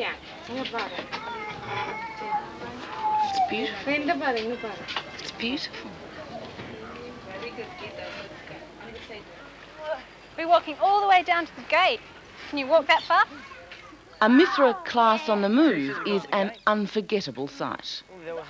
A bit of circus, a lot of courage. It's hot, isn't it? For Luke and Kate, their week in India working with these children has been a crash course in compassion. Their outward appearance may be hurtful and may surprise you and may make you feel sick sometimes, but they're people and they're loving and they're kind and they deserve to be treated like that. They're always smiling all the time, which gives me a very warm feeling, sort of. And when you smile back at them, they beat you with a smile, so it makes you feel really good. Last time. You just look at them and you think, I'm just so lucky. That's all you can really think.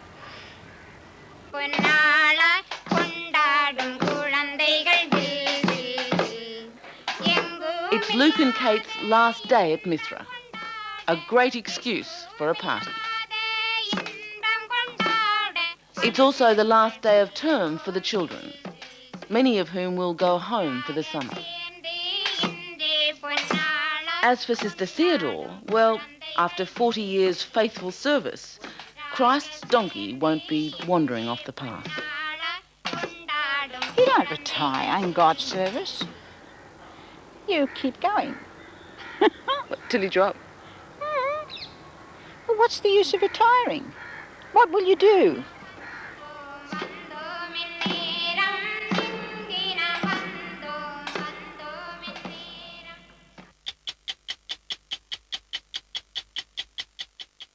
Would it surprise you to hear that the Catholic Church in Australia is having trouble recruiting nuns these days? It probably wouldn't. For liberated ladies, the routine of the convent is way out of step with the freewheeling Saturday night fever generation. In fact, there's been a dramatic drop in the number of young Australian women who are joining the church. 4 times as many went into convents in the 1960s as are joining up today. And on top of that, the number leaving, actually dropping out of the convent, has doubled. The Catholic Church understandably says that it's worried. And yet they maintain that if they're losing quantity, they're making up for it in the quality of women that they're getting. Well, we decided to have a look at that and check it out. And we found a different kind of Australian nun. She's older, she's better educated, and quite frankly, she's been around. You might say that she's a certain kind of woman.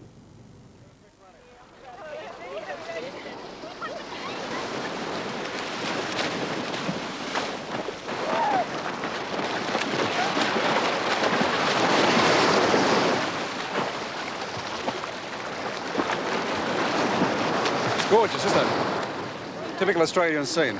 A beach that could be anywhere around the Australian coast. A lot of sun, some flies, some sand, and a swim.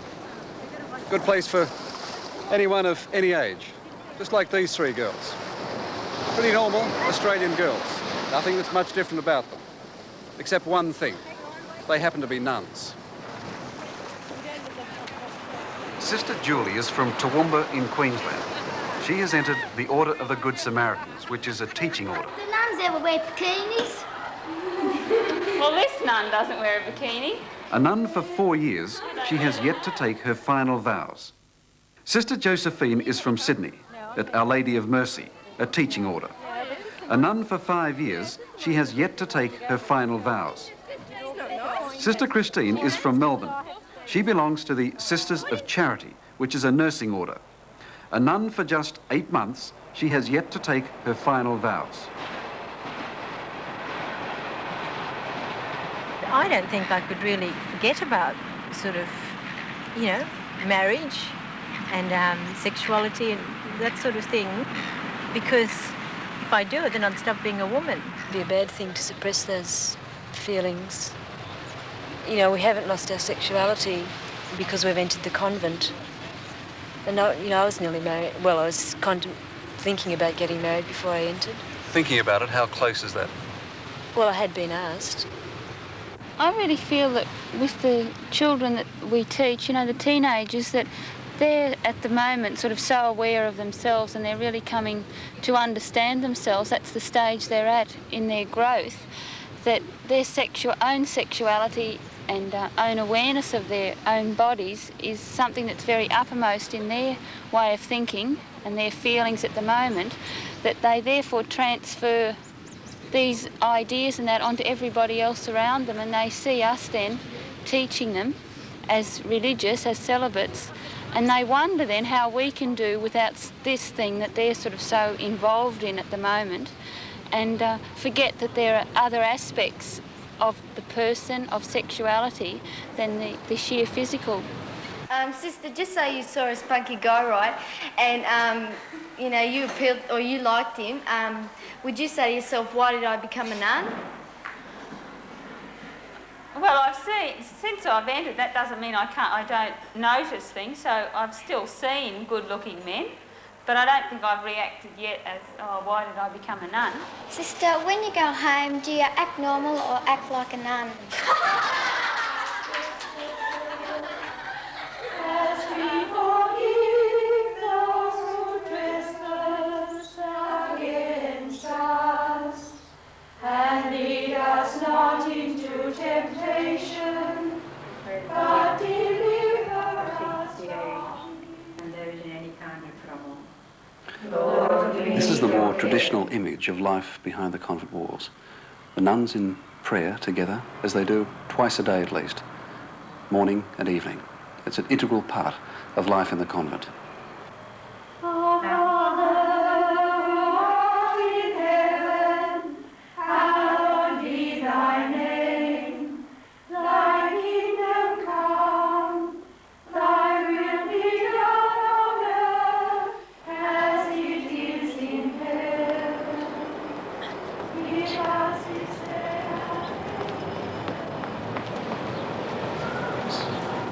To be a nun these days doesn't really mean that you're cut off from all of society. In fact, some of the things that we regard as fads become pretty important for a nun. Take jogging, for example. With such a grueling and a dedicated lifestyle, it becomes very important to keep the body fit as well as the soul.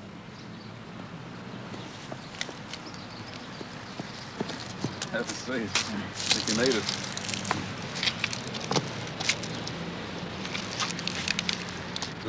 Well, I did my nursing, and following that I just spent 7 years travelling, being where I wanted to be, and if I didn't like being somewhere, well, I'd just push on. And, you know, I really went round the world and round Australia.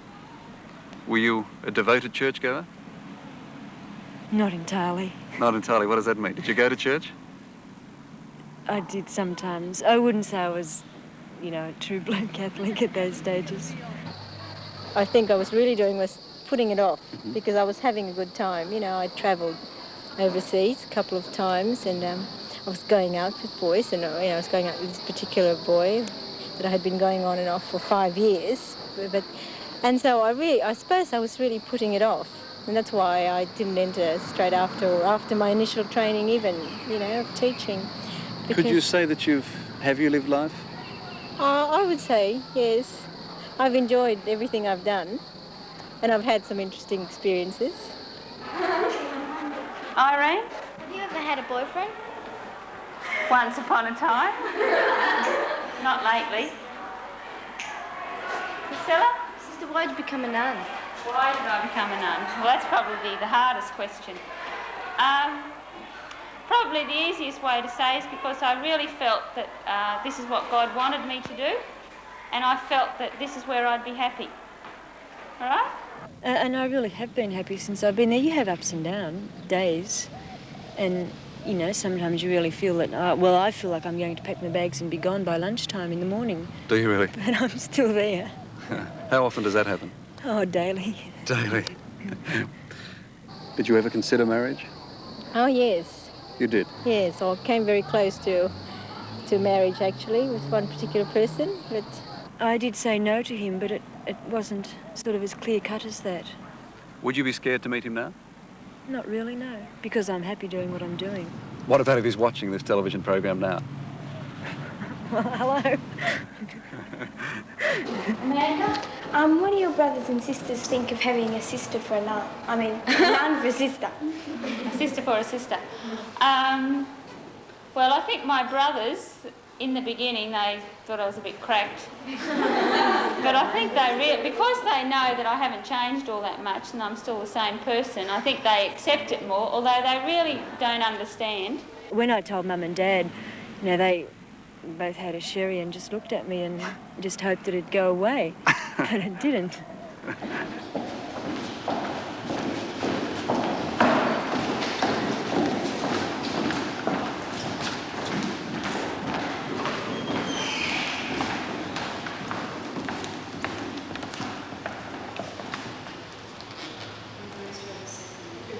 It starts early, at 5:30 in the morning the bell goes.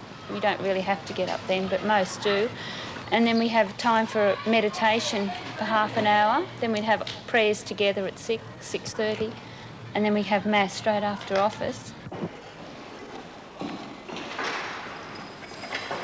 We come back for breakfast, 7:30 to 8 o'clock.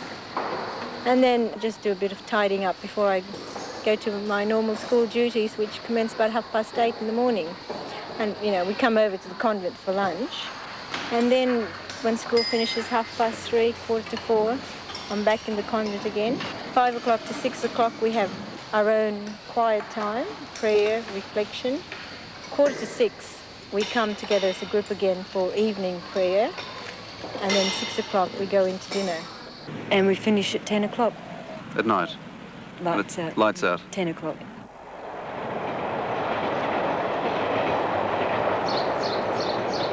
Thy will be done on earth as it is in heaven. Give us this day our daily bread, and forgive us our trespasses, as we forgive those who trespass against us. And lead us not into temptation, but deliver us from evil.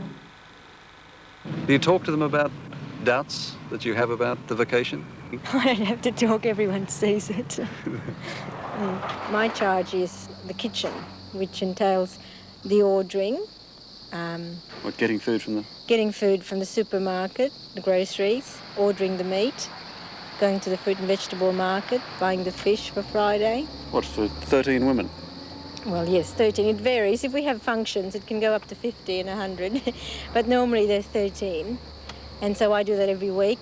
Just usual cooking. I enjoy challenging meals, so anything that entails sort of a challenge, more complicated dish. You told us you've had one proposal of marriage. Do you realise after this program you may have 50? 50? So they keep telling me. You feel inflation as much as everyone else does? Yes, in one way, but then again, there's some, I feel it balances itself out in some instances. There are things that are much cheaper, but, you know, I think things are going up according to the wage earner, so... Doesn't help you much, does it? No, it doesn't, because we don't get a wage.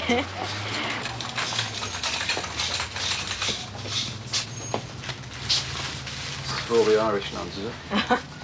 Well, being the mainstay, the stable diet.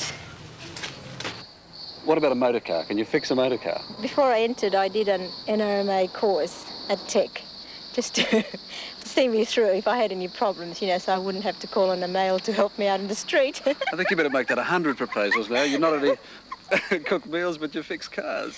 So I'm glad I've got my licence because it's needed here. Have you ever been stopped for speeding? Ever been fined for speeding? No. Hesitated for a moment. No, I haven't. No, I haven't. Close, go on. Yes, I've had to slow down very quickly at radar traps and things like that. And what, put on the bonnet? Oh, you mean since I've entered? Any time? Any time? No, I haven't. But I'm always in the habit. So I don't know if that would make any difference if they were going to pull me up. You know very well. I've never tried it. We were told, though, some other nuns told us that it worked for them. Does it work? Oh, well, I'll remember that then, if it happens. What about wine? Do you have wine with meals? Not all the time. Special occasions. So it's special not forbidden? Celebration. No. It's not forbidden? No. What about beer? Does anyone drink beer? Well, beer is the medicinal is that tonic, right? isn't it? But I've heard it said. Well, that's what they say. So I suppose for medical reasons. Oh, yes, if I went out, I'd drink. Were you ever drunk? No. Never drunk? A Queensland girl and you've never been drunk? I'm a disgrace, aren't I? We used to go into the city once a week and I'd walk through the station sort of sniffing people's cigarettes and wishing it was mine. But I'm glad I've given it up now. You know, I still hanker after them. I think a day doesn't go past and I don't think about a cigarette. They used to say to me, you know, you ought to wean yourself off before you enter, and my reaction was, no, I want as many as I can before I get there. Can you imagine the time when you joined? Can you imagine nuns talking to reporters about drink, life, monastic life, what they can have in their bedrooms, even sex? No, I couldn't imagine it happening. But I sometimes wonder myself, though, we've had some very forward-thinking women in our own congregation, if they'd been asked. But I mean, we weren't news, were we? In essence, Christine, what does the commitment mean to you? Well, it means I've got to give myself to God and the community and really forget about myself and give to others, and that we really live an interior sort of life. But you're clearly an independent person. You're clearly a person of yourself. That's right, yes. It's not going to be easy. No, it's not. And it's not easy right now. No. But you don't feel the freedom to get up and walk out the front gate if you've had enough, or you still... What, permanently leave, you mean? No, not unless I had good reasons, because it's ending a lifestyle if I do that, and I'd need good reasons in myself, in my own conscience, to just walk out like that. Whereas, you know, in another group that you might be in, you know, there's a freedom to come and go with the group when you feel like. But this is a real commitment, like a marriage. You don't just come and go from a husband or wife. Could you fall in love again? Well, what do you mean again? I hope I'm still... No, I'm just... You mean to... With a man? Yes. Well, I can't say at this stage, but there might be. I might meet a person that I might feel sort of very much attracted to because of his personality and so forth. And, you know... You don't rule that out then? No, but that doesn't mean I'm going to change my mind. No, I think perhaps I get a little bit lazy about it all and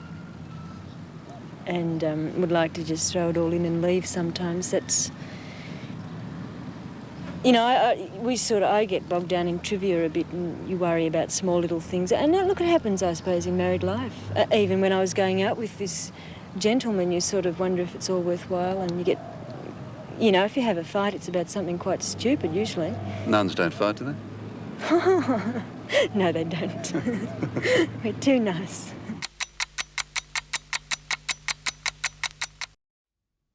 Ireland is the world's most devout Catholic country. It exports priests, nuns and brothers to the world. In Ireland, the Church is one of the most powerful institutions, socially and politically. And until recently, its sway meant Irish men and women couldn't divorce or buy contraceptives. But in Australia, as in America, as in Canada though, people's faith and trust in the Church is being sorely tested.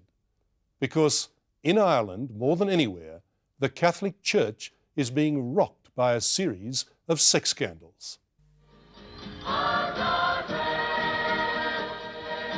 When Pope John Paul made his first ever visit to Ireland in 1979, the faithful turned out in their hundreds of thousands. On hand to host this sacred occasion were two of Ireland's most popular priests. Eamon Casey, the Bishop of Galway, was well known to the crowd. Will you be quiet? But what was not so well known was that he had fathered a son.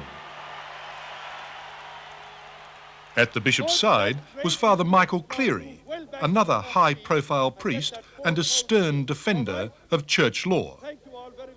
But it now turns out he was the father of two children. Big cheer again. Come on, come on.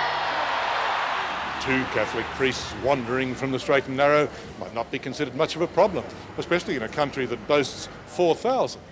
But then by some accounts, maybe as many as half of those have broken their vows of celibacy. Now that may or may not be of concern to you, but then by the Catholic Church's own account, there are as many as 60 serving priests who are active pedophiles. And then there's the case of Father Liam Cosgrove, who was found dead here at Incognito, Dublin's gay men's sauna. He died of a heart attack after consuming the sex-enhancing drug amyl nitrate. Fortunately, two other Catholic priests were at hand to administer the last rites. Priests, like everybody else, do commit sin.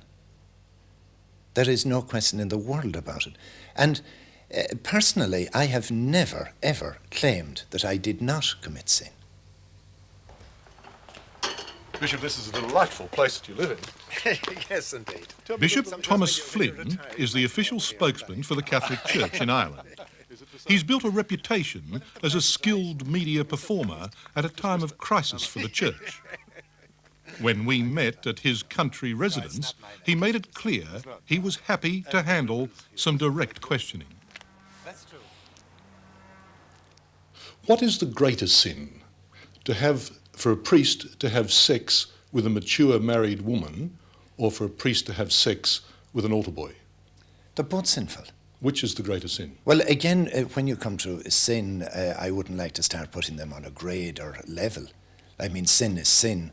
But this is the very point I'm making. Having One of the sex while points he's in seminary. Father Cleary was one of Ireland's best-known faces, a regular guest on late-night chat shows and, in public at least, a staunch supporter of priestly celibacy. I wouldn't have let them through in the first place. Well, I agree. I mean, a girl who's having sex in the back of a car several times before she's entered the convent, what does she...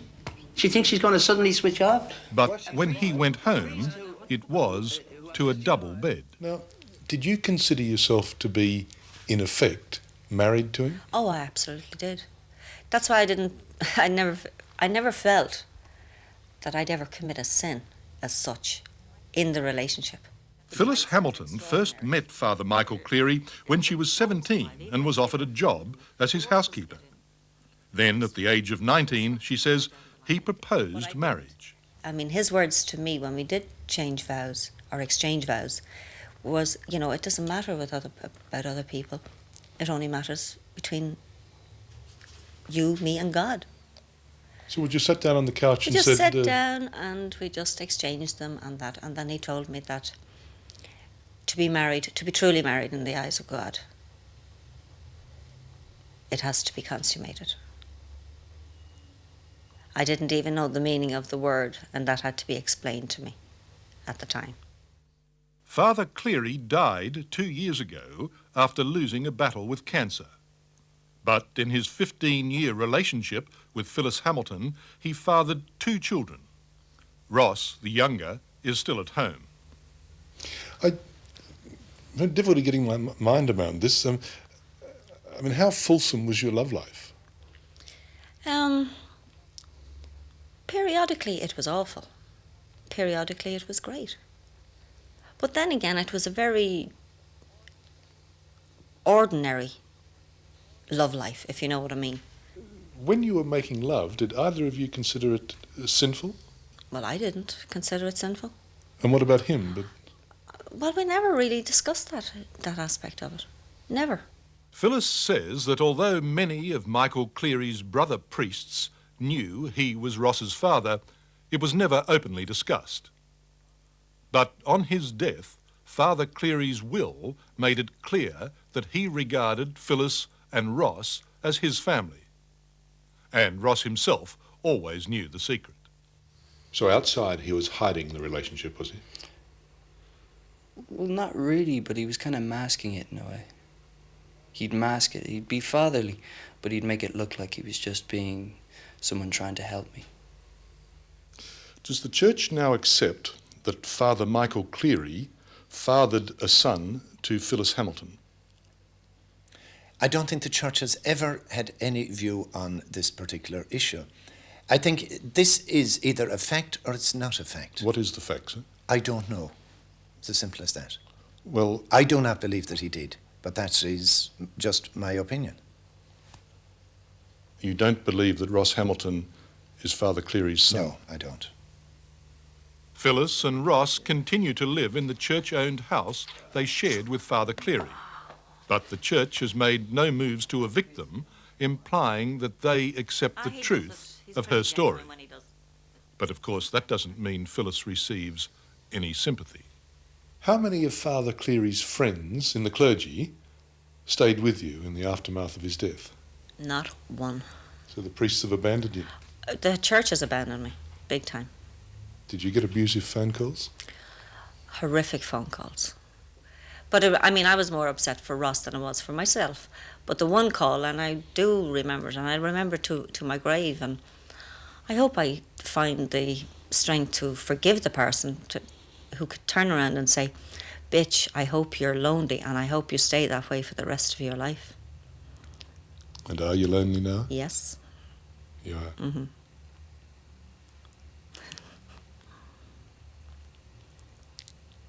But you've got your son.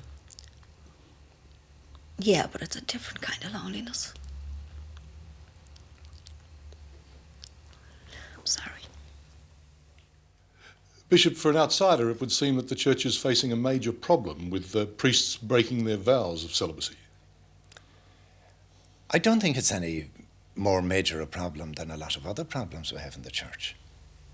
But surely it's a problem for you if you've got these priests who promise, vow that they'll be celibate, and then up to 40% of them, by some charges, break the vow. I think that 40% is completely exaggerated.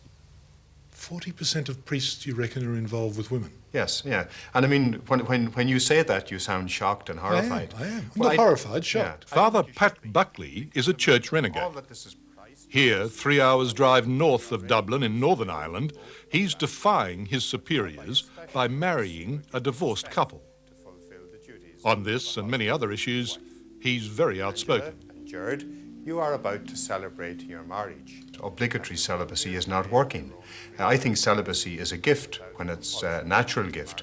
But if you force 480,000 men, as the Catholic Church tried to be celibate, then you are in danger, I think, of forcing some of those priests to seek outlets for their sexuality that are distorted and immature and very wrong.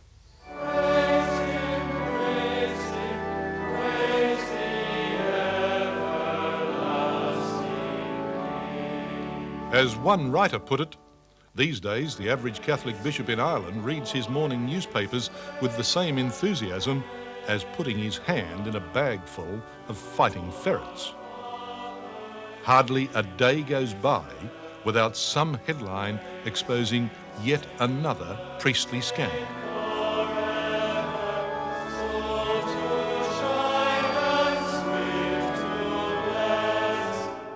Well, I was an altar boy at the parish of Christ the King Church in Cabra.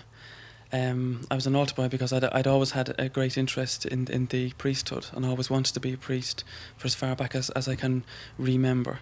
Andrew Madden is now in his early 30s. At the age of 12, he was a devout Catholic with an admiration for his new parish priest, Father Ivan Payne. But Father Payne abused that trust.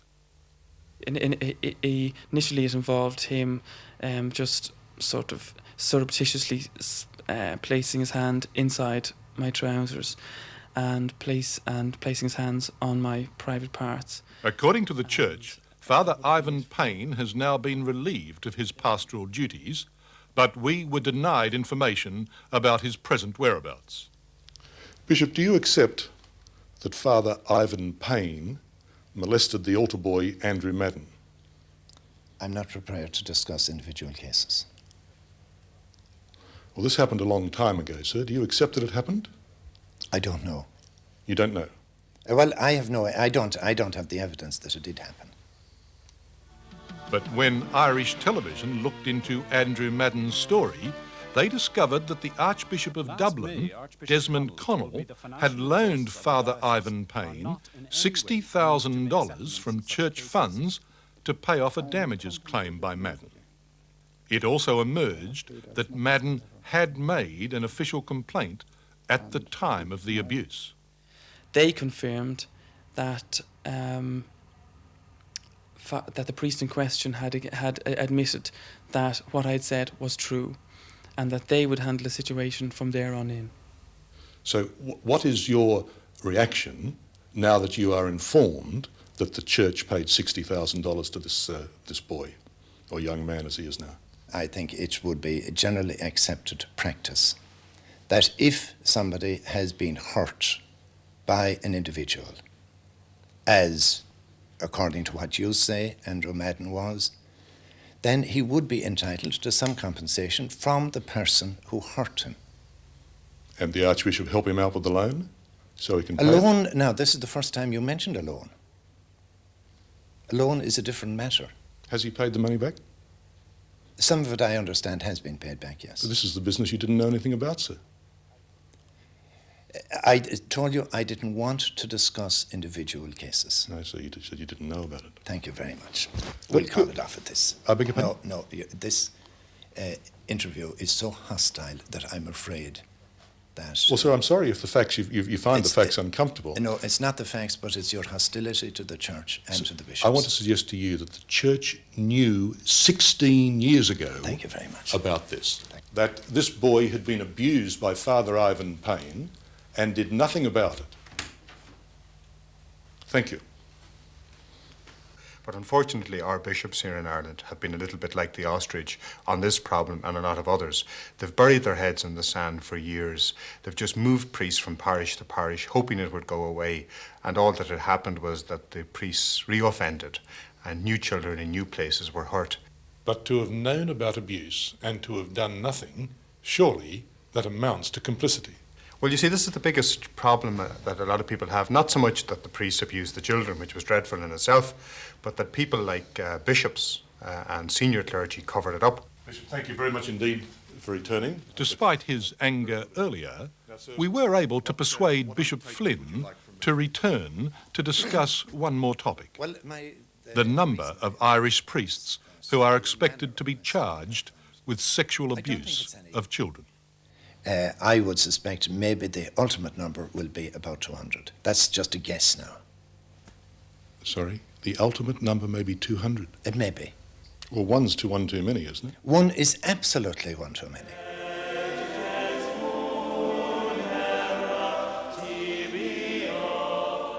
To Ireland's Catholic community, the continuing revelations of deviant behaviour by their priests is deeply distressing. The Church's sacred ceremonies and devout practices are carried on as before.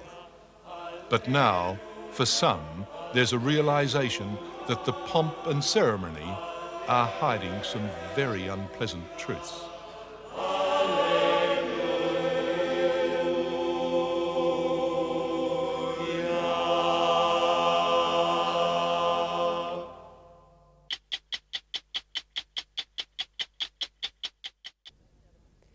Despite their vows of celibacy, many Catholic priests, just like the rest of us, fall in love. But for them, it leads to awful anguish as they try to decide between the person they love and the church they've pledged to serve. So many priests have opted for love and quit the church that pressure is mounting to have the Vatican relax its strict rules on celibacy. Not just so there are enough priests for the Catholic flock, but to ease the enormous suffering of those who were once the Church's most favoured sons.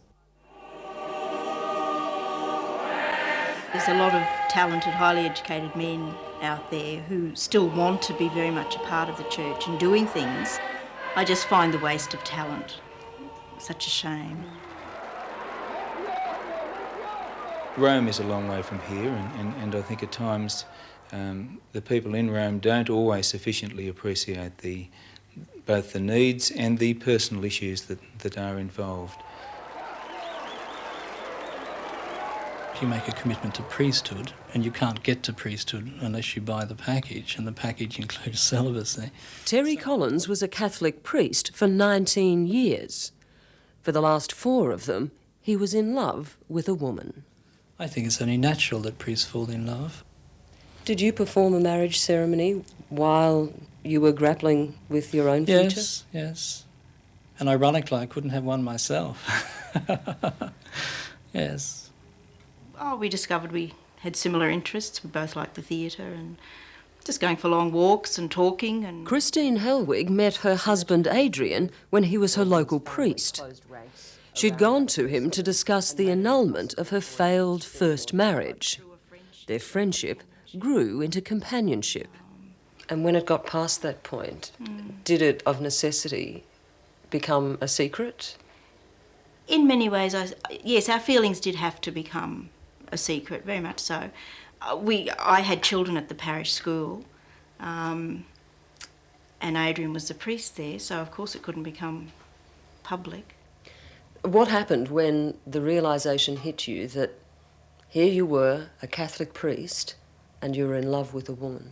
Well, I suppose because it was a gradual process, it wasn't sort of, I woke up one morning and thought, aha. But I did reach a point where I thought, I'm going to have to do something about this, because if I don't, I'm not being fair to the parish because I'm not devoting the time that I should be to it, and I'm certainly not being fair to Christine. And I couldn't live that sort of double life. As the relationship developed, did it cause you any guilt? Yes, I suppose a little. Having been brought up a Catholic, you're brought up very much to respect priests as you did doctors and, you know, people like that. So yes, there was an element of guilt, but... Because you were kind of breaking the rules, weren't you?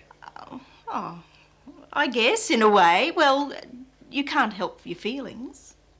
It could be as high as 50% don't keep their vow of celibacy. An ex-priest himself, Jim Madden now runs Epiphany, a support group in Brisbane for former priests. They see themselves as the Pope's loyal opposition. A third of the priests that we know leave and get married. And in addition to that, I know that there are quite a few around the place who have secret relationships with women. How many priests have you encountered who've struggled with their vow of celibacy? I think we probably all struggle, Tracy, at some time or another. Bishop Pat Power is auxiliary bishop for Canberra-Goulburn. He's one of a growing number in the church hierarchy advocating change, but one of the few prepared to speak out. I suppose every person that falls in love has a different story, and the circumstances in which different priests have fallen in love vary greatly. And sometimes I think going from a situation where you love someone to falling in love can be a very thin line at times, and often I think it can happen before people are even aware of it. But the road out of the priesthood can be a rough one. Former priests are refused a Catholic marriage until they get dispensation, and that can take years. There's no golden handshake, no superannuation, and no job because, as they'll tell you, almost every door to every Catholic institution is closed to them. When a priest and a woman step out of line, they're really on the outer. And when they go through with it, they're on the outer of the outer. We were talking in the presbytery, and Mark and I, that's when Mark and I made love. Lynn was 23 when she met Father Mark Bibrowitz. She'd gone to the church for counselling and wound up in a love affair with a young priest. Mark became Mark. He wasn't a priest. He was a person that I had started to fall in love with. That's when a sexual relationship began. Lynn has only one rather fuzzy photograph of Father Mark Bibrowitz. He died 18 years ago, a few weeks after their son, Daryl, was born. And I said to Mark that I was pregnant. The first thing Mark said, "You're on the pill." And we talked about it, and I asked. Mark said he wanted the baby. But the church authorities wanted Mark to remain in the ministry, as Lynn was to learn when she went to meet his superiors. Monsignor was very cold towards me, towards Mark too, and Monsignor said that Mark was staying in the priesthood, and he knew I was pregnant, and he just said to me, "God bless you, my child." If the priest decides to stay, the priest is given an opportunity to repent, as it were, of his sins. He's sent off to do a retreat. Oftentimes then he's transferred to another parish, possibly to another diocese at the end of the country, and he's given the counsel to keep his pants on and his belt done up. As regards to the woman, well, she's just dropped really like a hot potato. And they knew that I had Mark's son, and I think I had a right to say goodbye. With a newborn baby in her arms, Lynn tried to make contact with Father Mark. Only then was she given the tragic news. I rang Monsignor McCosker and asked to see Mark, to tell him about Daryl, and he said Mark died with the flu. He died from the flu? Yeah. Then I rang him again, and he said Mark had died with a heart attack. Eventually, Lynn confronted the Monsignor face to face. And was that when you discovered the truth about Mark's death? Yeah. Yeah. And Monsignor told me Mark had hung himself. And good riddance.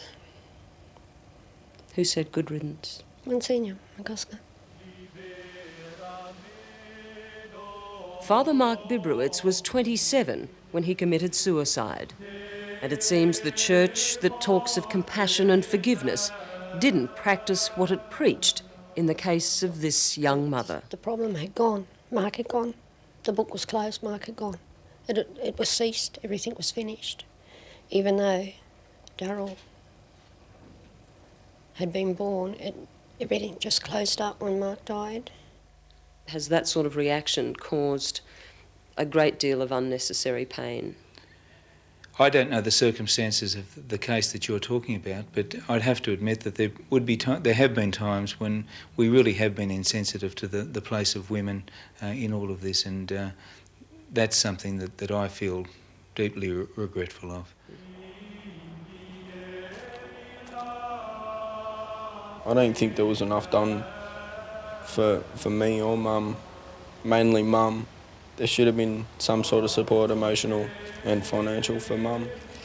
I'm angry at the church, but not at my father.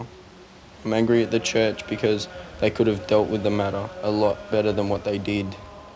But I'm not angry at him because, he's only human. These are critical times for the Catholic priesthood. Too many priests are leaving, and too few young men are taking the vows of poverty, obedience and chastity. In my ordination class, 26 of us were ordained 30 years ago. 10 of those 26 have left the active ministry, and 9 of those 10 have married. Until now, it's been unthinkable for an Australian bishop to preach what Bishop Power is about to say on 60 Minutes, for it flies in the face of the Vatican. I would argue that many of those priests who have left the active ministry and married should be given the opportunity to return to the active priesthood and with their wives to exercise what I would believe would be a very fruitful ministry within the life of the church. A priesthood where celibacy was optional. Optional, yes. Why are you prepared to stick your neck out and publicly state that you're in favour of optional celibacy? If they were just my own personal views, I would be more reluctant to do it, but I believe the vast majority of Catholics are very much of the view that I've just expressed. And Bishop Power goes even further. Now that married Anglican ministers are being accepted into the Catholic priesthood, he says, why not ordain married Catholic men also? I believe again that they and their wives could make a very beneficial contribution to the life of the church, and I think the church is the poorer for not using their services. If 120,000 priests like myself have left, that's had an enormous impact. That's between a quarter and a third of all priests in the world have made a decision. Now, I think if any organisation in the world lost 120,000 of its top management, they'd have to think that something was wrong with its business principles.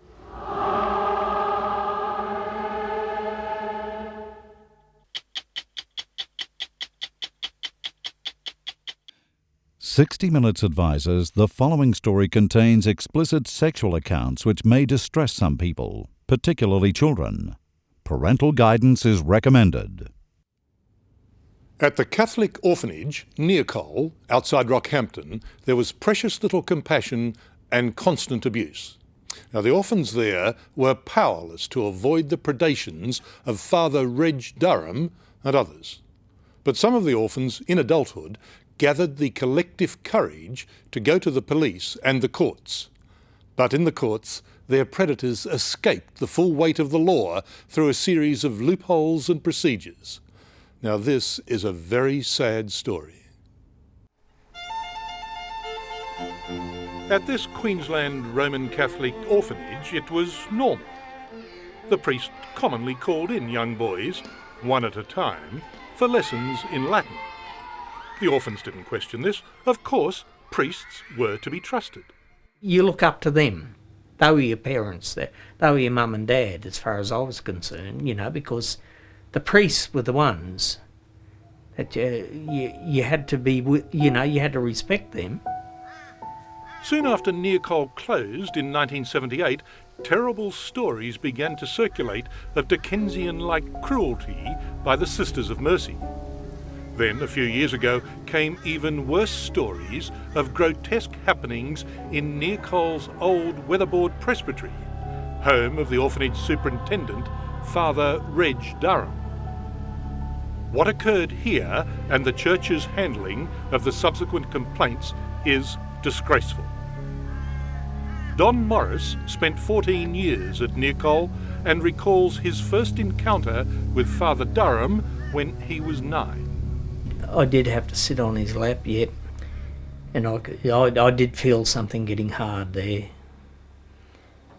And I thought, oh God. He said to me, he said, oh, I think we'd better go and lay down. I've got a slight headache. And I went in there and lay down. Did Durham ever penetrate you? No, Father Durham never penetrated. Did Durham have you perform oral sex? Yes, yeah, definitely. Who was the priest that actually baptised you? Reginald Basil Durham.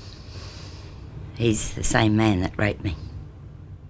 When she was 14 years old, Sandra Pollard found out that Father Durham liked little girls too. One day, he enticed her into the presbytery and sat her on his lap. He was rubbing his hand up and down, and I said to him, look, don't do this. I don't like to be touched. And he said, you'll have to be touched one day. And because we had such big glimmers, he just went, vroom. Just before he pushed me over the bed, he went, and over.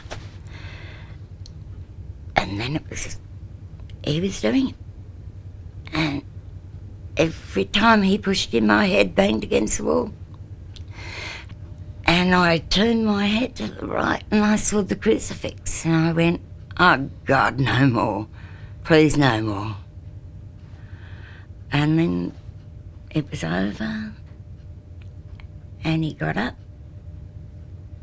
And I just lay there and he said, you can go to dinner. Sandra's protest to the nuns was ignored. Father Durham's abuse of Don Morris was not only sexual, but also religious. After some of their many encounters, Durham would hear Don's confession. I told him that I had an impurity in me, and he said, who did you have an impurity with, my son? And I said, you, Father. He said, we're God's people, you know. It's not an impurity with us. Don, this all happened 30, 40 years ago. Why didn't you complain at the time? I complained to the nuns. I'd get belted. I'd get flogged. What did you tell the nuns, sir? That Durham was making me suck his pipe. See, the nuns called it a pipe. When they told us anything, they'd say, don't play with your pipe. And anybody plays with their pipes, they're in trouble. So who do you tell? You can't tell anyone. I'm sorry. And that's the story of these people's lives. Years on, Don, Sandra and other Nearcole victims joined a self-help group. Eventually, they bit on the bullet and took their complaints to the police. It was a long process, but finally in 1999 in Rockhampton Court, Durham was convicted of indecent dealing and did 4 months. Soon after, he was convicted of raping Sandra, but he did only 6 months for that most serious crime. Reginald Basil Durham, Father Durham, as he still is today, is not in the pedophile wing of a Queensland jail where he belongs. Rather, he shares this cottage with his brother, Father Martin Durham. It's just outside the Botanical Gardens here in Rockhampton, but he doesn't often answer the door. He was sentenced to 7.5 years jail for the rape of Sandra Pollard, but at the trial the judge made a mistake, and so a new trial was ordered, but not before the judge managed to pay out on the Catholic Church in no uncertain manner. Listen to what he had to say about them. He accused them of blinding hypocrisy and corruption, of having a reprehensible attitude, and they were guilty of a cover-up. Of one of their witnesses, Sister Mary Regis, he said she was an unashamed liar. Well, anyway, before the retrial could take place, Durham went before the Mental Health Tribunal, and they found him to be senile. And so, unless he gets better, there will be no retrial. Father Durham wasn't the only predator at Nearcole Orphanage. This man, Kevin Leslie Baker, was Nearcole's jack of all trades, and one of his jobs was to administer corporal punishment on the nuns' behalf. Pull your strides down, shirt up, and you copped it. And the lease was normally 6. And he would drive it into you, no pulling back or holding back. Carl Moggs and his younger sister, Helen Carter, were 2 of 4 children from the one family who were sent to Nearcole as neglected infants. Baker would drive Helen to speech therapy classes in Rockhampton and regularly molest her on the bus. What age were you when he first began full sex with you? I would have been about 8. 8 years of age? 8, until I was 12 and a half. How frequently? Sometimes once a week, twice a week, 3 times, like regular, and I would have been about 12, and that was regular. Helen didn't know at the time that Baker was molesting boys as well. Boys he preferred in the shower block. Not only there, once in the bakery, down the creek, down the dam, and in the showers. But he didn't ever rape you? No. Masturbated you? Yeah. What would happen if you refused? You got the living daylights punched out of you. It's not known how many boys and girls were in receipt of Baker's favours, but the complaints of a dozen have been taken up by the Crown. But each of those that have actually reached court has fallen over on what's known as the particularities issue. So you take the case of Helen Carter, for instance. She was raped dozens of times by Baker, but she has to specify the particular time of at least one of those rapes. The reason for that is that Baker has to be given a chance to mount a defence. I mean, she says it happened on the 3rd of March, and he can then say, but on the 3rd of March, I wasn't even here in Rockhampton. I've got an air ticket that proves that I was down in Sydney. Now, that law has been changed up here in Queensland recently, but the changes were not made retrospective, and so Baker continues to walk a free man. Features about him, moles on his body, I can remember. The only thing I can't is the date. That's it. It's the only thing I can't remember. That son of a bitch he's a pedophile. Yeah, he took he took everything from me. She says that there were multiple rapes. Is that right? That they happened over a long period? Go and see my solicitor, please. Do you deny that you raped the lady? You go and see my solicitor, please. Now, what about her brother? When I approached Kevin Baker in a Rockhampton street the other day, I wasn't welcome. Right, say, piss off! Well, if Mr. Baker was not prepared to talk, surely the bishop would have something to say. After all, he's had 11 years to learn what happened under his predecessors. But the blank there too. The role of the church in all of this has been absolutely disgraceful. The bishop here is a fellow called Heenan, and he has a lot to answer for. Of course, he's all reasonableness and light nowadays. He wrote to me the other day about his unreserved apology, and he also told me how his representative is willing to hear from any person who has any allegations of abuse.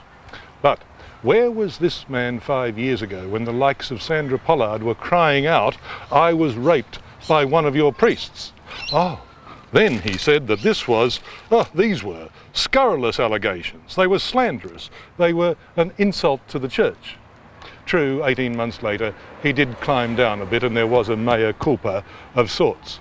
But the church has gone on to fight tooth and nail on the question of dollar compensation for the victims of the rapes and the floggings. Your client's claim is statute barred, the church's solicitors decreed imperiously. That is to say, Sandra had left it too long. But the trial judge had said Sandra should get a six-figure sum. To that, the church said, if the diocese was prepared to consider the claim, it would be a far lesser sum. First time round, they offered me $30,000. For a rape? For everything that happened at Hegarty. Everything. And the second time, then they come back with 40,000. Yeah, right. Yeah. And in the end, I settled. I understand the church's final offer, floggings and rape all up, was $85,000. Helen Carter received $70,000, Don Morris $25,000, and Carl Moggs the same. A condition for the church coughing up was that the amounts be kept secret. Compensation cases of this class in the United States have attracted tens of millions of dollars by way of compensation. Is that right? Oh, that wouldn't surprise me. Solicitor Mr. Chris Kohler represents Helen Carter. Look, my client's life was stolen from her. Not only her childhood, but adulthood as well. The trauma will never leave her. I believe that the church and the state have an obligation to take care of this lady for the rest of her life. What has happened to her is just appalling. There are many obvious questions to ask Bishop Brian Heenan. I just wanted to ask if Bishop Heenan was in, please. I'm sorry, he isn't. He's not? No, he's not. Questions His Grace possibly considers scurrilous or even scandalous. Would you get out of my car, please? Bishop, I wanted to ask you whether you thought Just go that away. $85,000 Just go away, for thank one of you. your priests raping a girl was adequate compensation. Thank you very much for your time. There just wasn't the time to ask Bishop Heenan why he continues to engage a rapist as a priest in his diocese. Amongst the church's many grievous faults, possibly the cruelest was the graceless way the bishop eventually climbed down. I've got an apology here from the Bishop of Rockhampton. Who framed this? Brian.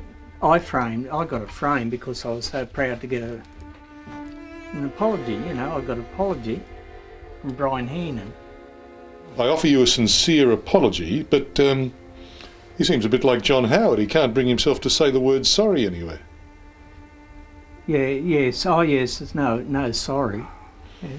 But Don, it's a form letter. He didn't even put your name on it, electronically signed. Isn't it original? It's not original.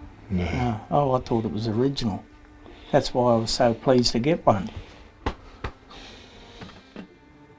Do you forgive Darren? No way in the world. No way in the world. What would I want to forgive him for what he done? As soon as he had his cloak off, his white cloak, you knew what you were in for. You'd come home, you'd tell the nuns, you'd get flogged, you'd get whipped. Midnight. Won't say anymore. I'll have nightmares over this thing tonight.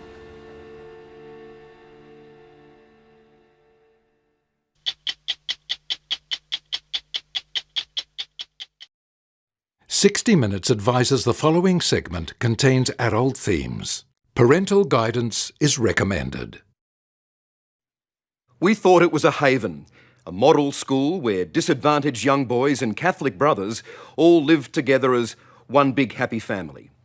You may remember it from the famous lottery that raised millions in its name. But Boys Town in Beaudesert, Queensland wasn't the godly place we all believed it to be. For many of the boys there, it was a pure hell. Those kids are grown men now. Tonight, after a lifetime of shame, they've found the courage to talk about what happened to them at Boys Town. Their stories are some of the hardest I've ever heard. But for the first time, the authorities are listening, and court action has now begun in what's becoming one of the largest cases of its type in Australian legal history. Do you remember the horse yards, Mel? Yeah. And then Cottage 7. This is the hardest journey to make for these men. They're returning to a place that's haunted them their entire adult lives. Had his little room just out the back here where that room is. A place filled with painful memories that very quickly flood back.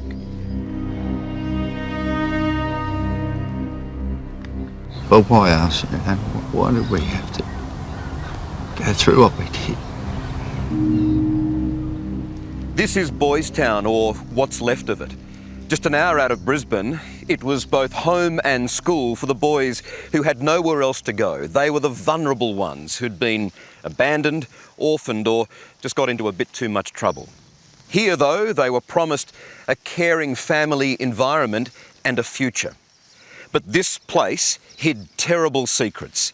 And now, for the first time, you'll hear what really went on behind closed doors at Boys Town.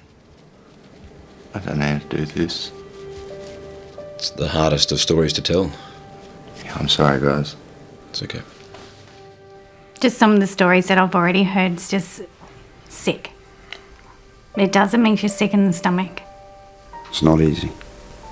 It's only the tip of the iceberg. I still have nightmares, I've got flashbacks, you know. Tonight, we'll uncover an abuse scandal that darkens a respected Catholic institution. How many of you were sexually abused at Boys Town? I'm still embarrassed. This is going to be one of the largest child abuse cases in Australia's history. We'll reveal that landmark Supreme Court action has begun against the church. Brother Paul, Michael Usher from 60 Minutes. And we'll seek answers from the De La Salle brothers who ran Boys Town. Why were there so many boys under your care whilst you were in charge of Boys Town who were abused, assaulted, in some cases raped? I'm not aware of that. Almost everyone's heard of the famous Boys Town lotteries, which help fund a range of welfare and charity services around Australia. It also helped fund this, a bush farm in Bow Desert, Queensland. It closed in 2001, but for 4 decades this Boys Town facility had a reputation for turning troubled young lives around. There's only about 3 of you who haven't taken off at some stage. We featured Boys Town on 60 Minutes in 1984 and spoke with then director, Brother Paul Smith. I think it's terribly important to be loved. And I think the boys who leave Boys Town can honestly say that at least they know they are lovable. And that's important. But at this very same time, it's now alleged some of the worst abuse was being committed by some of the Catholic De La Salle brothers.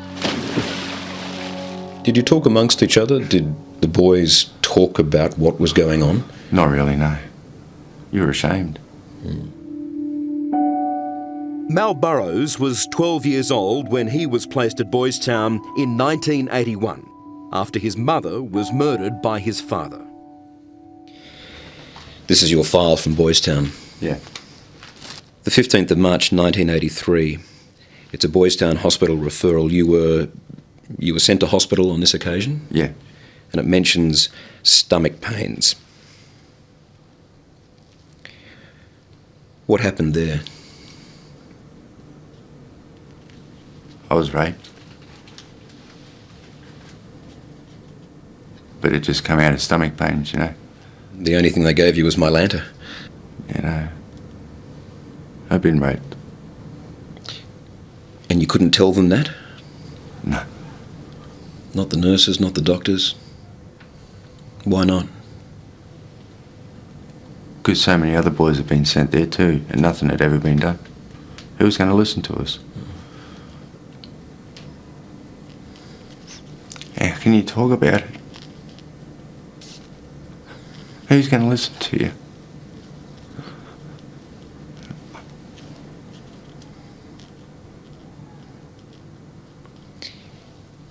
How many times do you think that you were raped? I don't know. be honest, I don't know.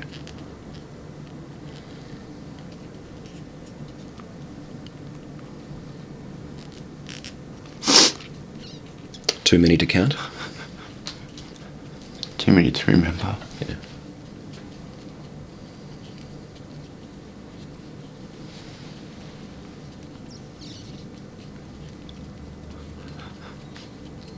I haven't cried in a long time. I haven't heard worse than what I've heard that happened to these small boys at Boys Town in Bay Desert. Solicitor and former detective Jason Parkinson is a veteran litigator in clergy abuse cases.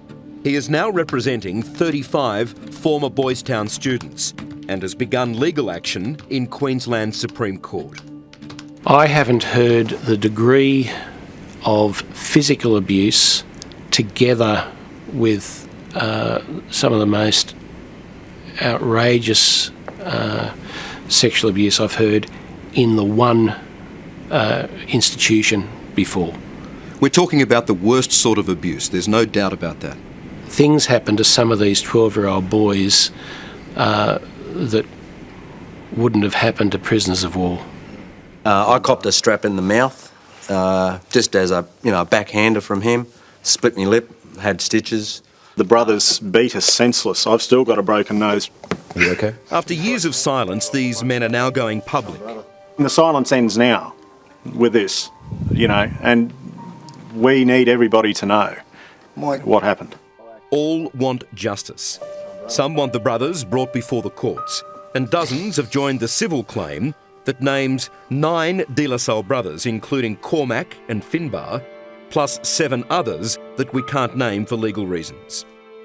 How many of you were sexually abused at Boys Town? Mike, how tough is that to admit? National TV. Very, very hard. Especially because I'm a father. It's just very, very hard. Very, very hard. I don't know how to put it in words. I hope we're not judged by our peers, our work colleagues, and ridiculed because we've been living with it. I tried to commit suicide by covering my whole body in petrol and lighting myself alight. And the only help I got was the shit kicked out of me and thrown into the cell for a couple of days. They bringing out things like cattle prods, and I got zapped 3 or 4 times and thrown into the jail cell, and I was in there for 2 days straight. No water, naked. We're going to expose the truth, and we're going to do that together in unity. Terry McDaniel was rejected by his mother when he was a young boy, placed in foster care, then sent to Boys Town, aged 12. It's nice, isn't it? Today, he has a loving wife and a stable family of his own, but it's only in the past few months that he's revealed to them what happened at Boys Town. How old are you there? I think I was 14 there. If you could talk to that 14-year-old boy now, what would you say? Hang in there, mate. Hang in there. By then, had you been abused? Yes. You had a responsibility to take care of us, okay? I was under a care and protection order, okay? That's what I was under. You failed that. Brother Paul Smith was the public face of Boys Town. He was the director of the home at Bow Desert from 1982 to 1993, when Terry was a student there. We try and introduce the boys to a stability, a type of sharing. 28 years ago, when we caught up with him, Brother Paul was like a father to these boys. Can you look into my eyes? Now men, they want explanations for what the outside world couldn't see. What about all the strip searches? Totally untrue. No memory of that. No memory of that, yeah. That's convenient, isn't it? How many of you were strip searched when you were at Boys Town? All of us would have been repeatedly. It's untrue. That is true. Yes, they have a false memory. A false memory That has been dealt with. No, false memory, no. Terry says there is nothing false or fabricated about his memory of the brother who molested him. He took me to one of the rooms where the brother's quarters was, where the brothers slept. He made me stand in front of him and he asked me to drop my dax. I didn't argue with him. I dropped my dax and yeah, he had a pretty good feel. Did he say anything? He just said that as he was feeling around, is it okay? He just kept asking me, is it okay? What was I feeling? Megan, how do you feel when you hear your husband telling that story? Sad. Very sad. If I can ask you, is that the worst of it? Or is there more? No, there's more. That happened to you? A lot more, yeah. What about the time that I ran away with Brother Paul Smith today is a highly commended charity and welfare figure in the De La Salle Order and won't hear of these allegations. So let me be really clear about this, because there'll be investigations. You're saying that Terry is lying, he's making it up? I'm saying that he has a false memory. So he's making it up? No, it's a false memory. I'm thinking his life may have been astray, he may be looking for excuses. Not him, but people in similar circumstances, they do this. Anything that came up by way of physical or sexual abuse was reported.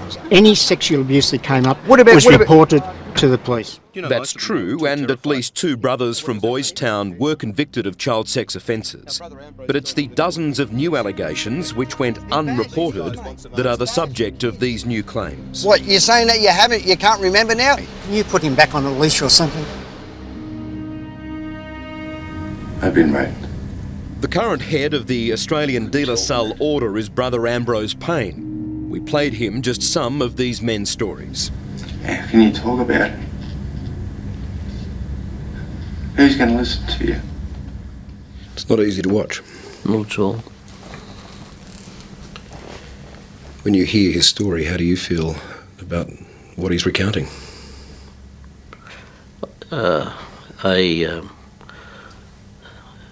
Probably the most expressive word is gutted.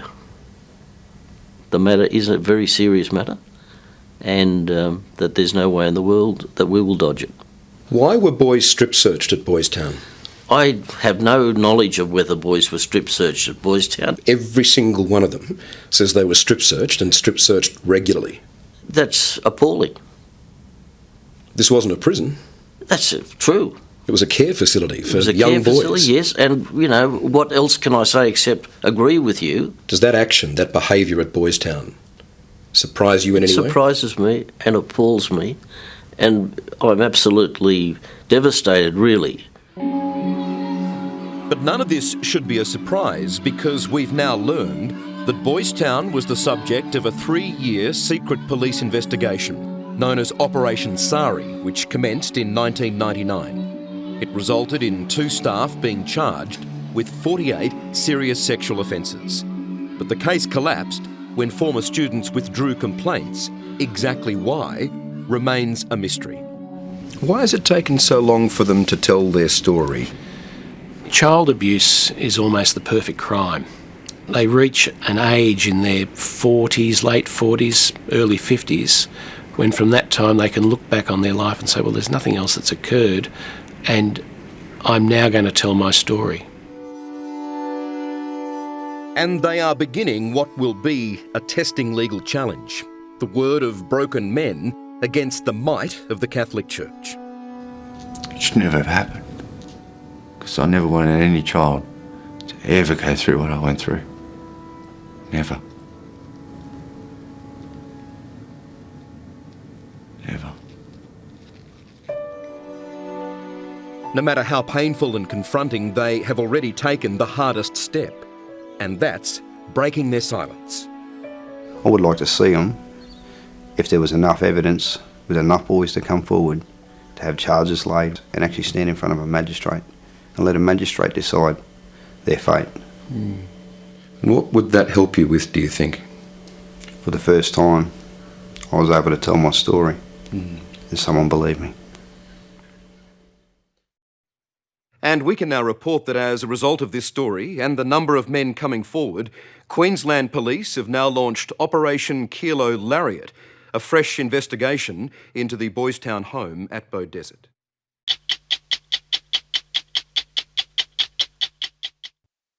"60 Minutes advises that the following story contains explicit sexual accounts and graphic language that may disturb some viewers. Parental guidance is recommended." It's hard to imagine a graver charge. It's against one of the most powerful men in Australia, the man who is now the Catholic Archbishop of Sydney. Now, the accusation is simply this, that 10 years ago, Dr. George Pell attempted to bribe a distressed young man who had been sexually assaulted by a priest, and that Dr. Pell did this to cover up a potential scandal to protect his church. And, as you'll see, there's more. Money offered to silence the family of 2 young girls, other tragic victims of a predator in the Catholic Church.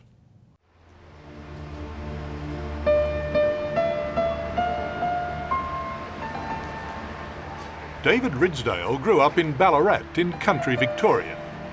He'd been born into a strong Catholic family. He was one of 9 children. His uncle, Gerald Ridsdale, was a priest. When I grew up, he was always like the shining light, and certainly for my grandmother, he was the pinnacle of her Catholic achievement, I guess.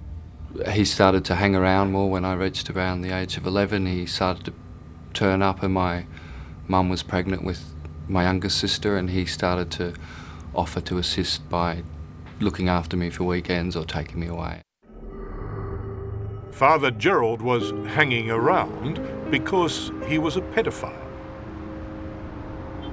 Father Gerald began assaulting David when David was 11, and the abuse lasted till he was 15. What forms did the assaults take? They were always masturbation of you? No. Initially it was masturbation, and it was kissing, and then oral sex, both. And I remember the first time we were in the bush somewhere, and he tried to make me perform oral sex, and I remember I was gagging and stuff, and he would get angry if I couldn't perform the way he wanted, and he took me for driving lessons. That was the key. Did you want to learn to drive? Let me drive a car in a paddock, and I'm sure any 11-year-old will tell you that's a pretty exciting thing. Sick as it may sound, the abuse would sometimes occur when priest was driving altar boy to the next town to say Mass. Both as a man as a priest, he knew it was wrong. And what would be his demeanour? At the time, a total blank. It was, it was no words, no anything. It was an action, and then it would finish, and he would just drive on as if nothing had happened. And then we'd. Do you mean that he'd then start the car? He'd start the car and go straight to the church and say Mass. And there. I mean, it's hard to imagine. Well, it's hard to forget. He was probably the most notorious pedophile. He was shifted from parish to parish. Whenever the church authorities were told of what he was up to, they seemed to just ignore it and send him on his merry way to another parish and not warn the parishioners. David Forster is a Melbourne lawyer who has represented nearly 100 victims of sexual abuse. He says Gerald Ridsdale had been abusing children for 15 years prior to latching on to David. Isn't someone culpable in circumstances like that? Someone's got to take responsibility for that sort of thing.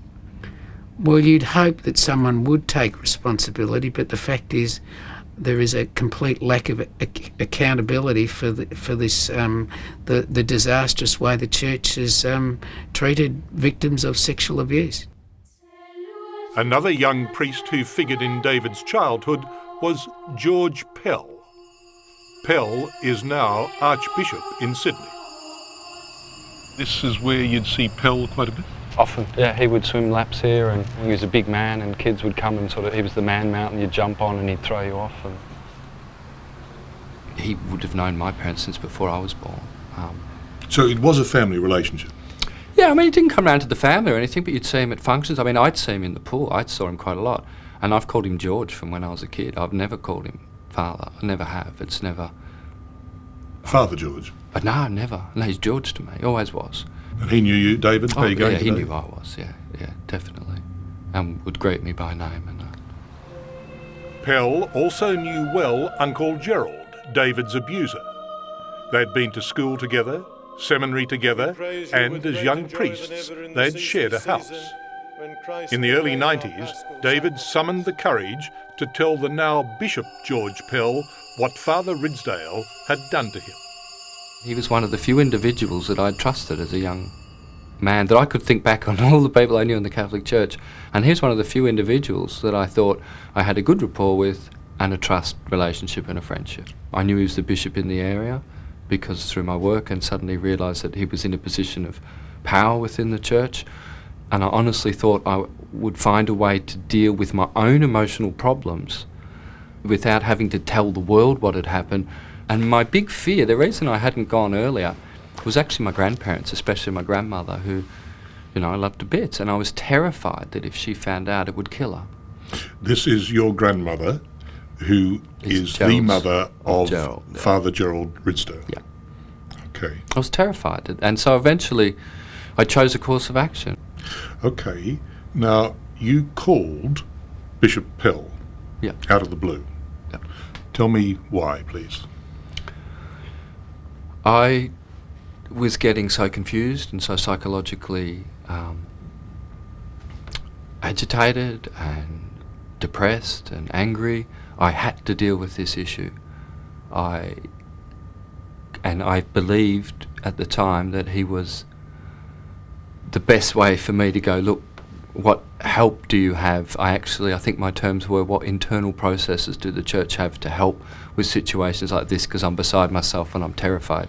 Now, to the best of your memory, tell me what happened, please. You dialed up a number and then what? I dialed a number, asked to speak to him. I said, hello, George, because that's what I call him. And he said, you know, hi, how are you? I said, look, this assault has happened to me. I'm really beside myself. I need some assistance, some help. His reaction was so totally unexpected. He didn't respond to anything I said. He sort of cut me off and was using all sorts of language and quite confusing. Now, did you tell him specifically?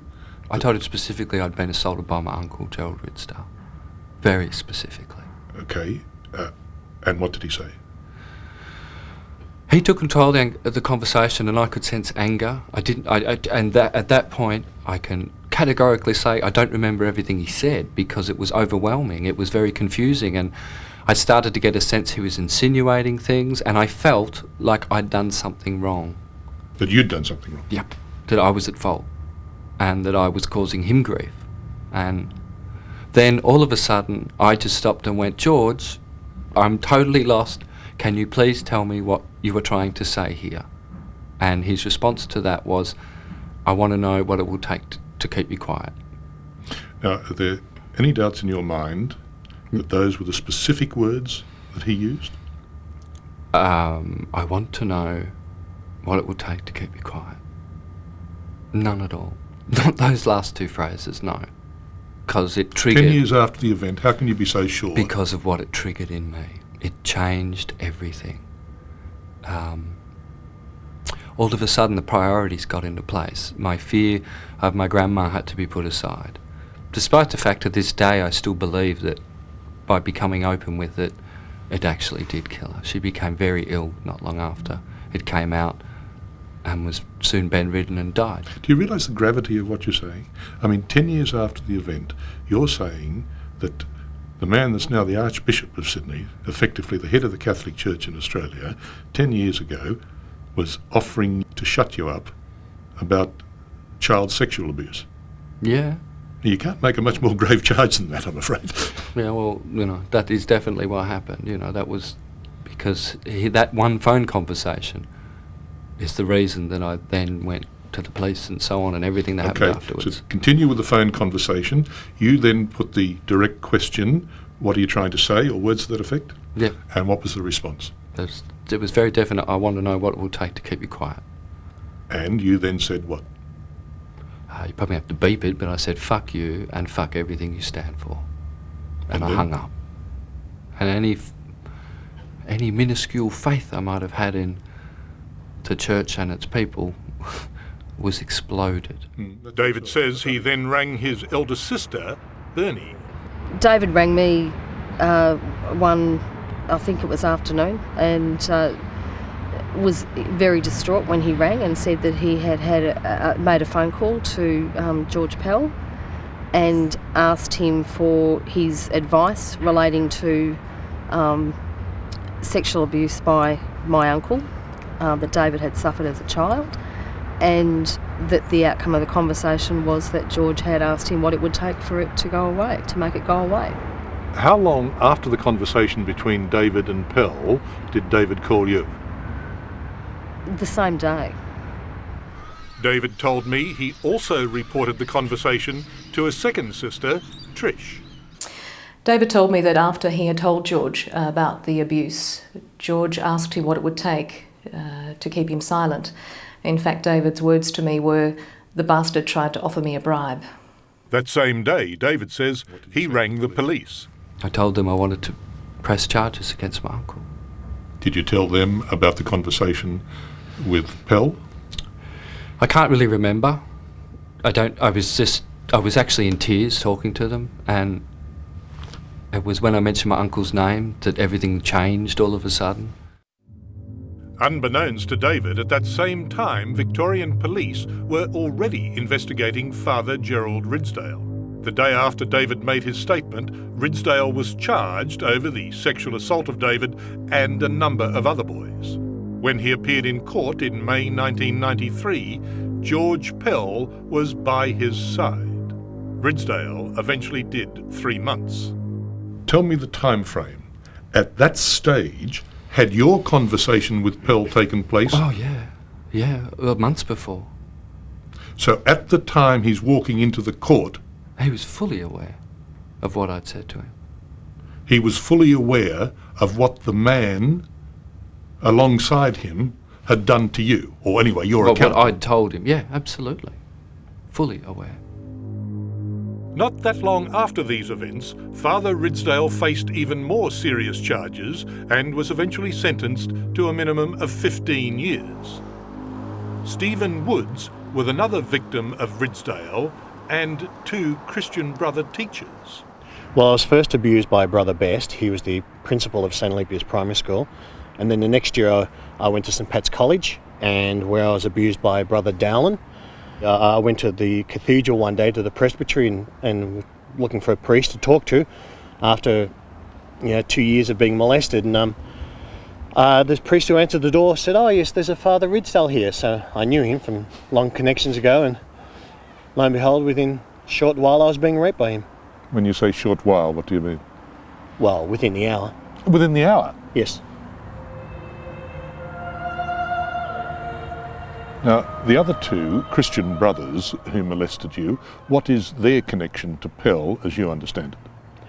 Well, Pell was the Vicar General looking after religious education in Ballarat, and as Dowland was moved to St. Pat's College here, straight after molesting a boy in Melbourne, Pell should have known. He damn well should have known. I mean, how incompetent do you have to be? That's his responsibility. He should have known what was going on in his school that he was supposed to be in charge of. It's a matter of regret that the Catholic Church has taken some time to come to grips with this sexual assault issue adequately. As Archbishop of Melbourne in 1996, Pell established a diocesan commission into sexual abuse. I would like to make a sincere, unreserved and public apology. Pell's process, as it is known, was designed to keep cases out of court. Compensation payouts were capped at $50,000. It would appear to be a maximum based on protection of the church rather than protection of the victim. I feel as though we've been told to take the $50,000 and shut up. It feels like the same thing. These parents, whom we'll call Gary and Elizabeth, have asked us not to identify them or their daughters. Over a 6-year period, 2 of their 3 girls were sexually abused by their local priest, Father Kevin O'Donnell. The abuse began in 1987, but church officials received their first complaint about O'Donnell as far back as 1958. At the time of their daughter's abuse, the auxiliary bishop was George Pell. I mean, it's his duty to know, isn't it? He was a very senior part of the hierarchy of the Catholic Church. He was the bishop for the area in which we reside. He should have known. The two girls were each 5 years old when the abuse started. In the years since, the eldest has attempted suicide several times. The very night before our interview with her parents, she attempted an overdose. Her sister, according to the parents, started drinking to numb the pain, wandered in front of a car, and is now confined to a wheelchair. Is there any doubt in your mind that there's a direct connection between the abuse your daughters suffered and their present state? Absolutely not. It's a direct connection. There's no doubt. Gary and Elizabeth applied for compensation through the commission established by Pell. For the eldest daughter, they were offered $50,000. In this letter from George Pell's lawyers, they were told the compensation offered provided a realistic alternative to litigation that will otherwise be strenuously defended. $50,000 for a destroyed daughter's life? Absolutely. Was that reasonable? I don't believe so. So their position was that no matter what had been done to your daughter, $50,000 was the ceiling? That's right, even if she'd been abused by 10 priests. Have you signed on the bottom line? Our daughter hasn't, no. Father Kevin O'Donnell died in 1997, shortly after being released from jail. In February of that year, Archbishop Pell travelled to the Melbourne parish where O'Donnell had abused children for 17 years. Pell granted Gary and Elizabeth an audience. Well, we'd gone into that meeting, I think, hoping to get some answers as to how the church felt about it, how Pell felt about it, and really looking for an expression of great sorrow and an open arms of what can we do to help you. Instead, we were confronted with a legalistic approach from someone just trying to manage the problem, trying to maybe dispose of us in a short 15-minute meeting, and that would be it. We came away from the meeting after discussions with him feeling empty and angry. There was nothing came out of that meeting that made us feel as though the church or the hierarchy was really helping us or other people to come to terms with what had happened and to get through that whole process of recovery. It was just an awful feeling. Came out feeling worse than when we went in. Yeah, we showed Pell a photo of him presenting our daughter with a confirmation certificate at her confirmation. His response was, "That's a very nice photo, that's lovely," as if to say that's how we want the children coming out of the church. We then showed him a photo of our daughter just after she had cut her wrists with blood coming out of them. And his only comment, with absolutely no change in attitude, in facial expression, was, "Oh, she's changed, hasn't she?" And that was it. That was it. I was nearly crying. My wife was nearly crying. He sat there with a stony face. "Oh, she's changed." And she's certainly changed. There's no doubt he was right. And she changed because of the actions of a priest years before, the actions of a priest whose actions had been known previously in other parishes, and he'd been moved on.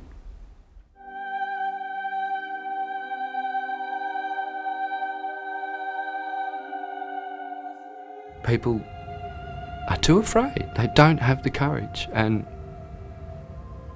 I want to see people have courage. And people like George Pell are in the position to change that. And what he did to me, was wrong. Simple as that. He reacted like someone who was in damage control land already. I don't know what was going on before I rang, but he was in damage control the minute I rang. He knows. And I would sit and look him in the eye right now and say, I dare you to lie to my face. I dare you. So why should we believe you? George Pell knows the truth. George Pell in a moment.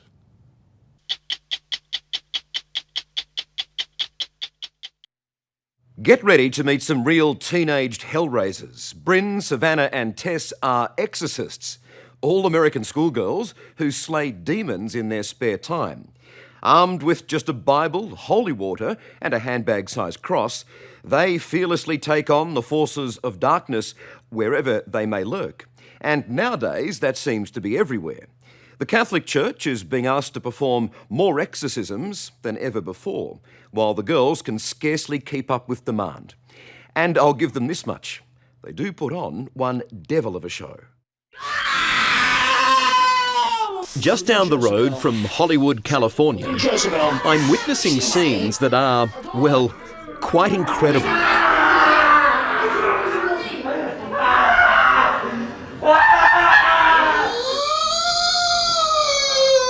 Tonight, we are inside the usually hidden and secret world of exorcisms. It's raw, confronting, and at times, Listen to me. downright weird. Minimum restraint. Keep it up, guys. Put the pressure on. What bloodline? Meet Bryn, Tess and Savannah. Here comes the sword. They are teenage exorcists. In the name of the Father, the Son, and the Holy Spirit, you must obey the man of God! What we're trying to do is bring exorcism out of this dark corner that people have stuffed it into. We're trying to show people what it really is, what exorcism is, and that they can get help for things that are tormenting them. That's our goal. I mean, you get quite forceful with that Bible and cross. Oh, yes. Oh, yes.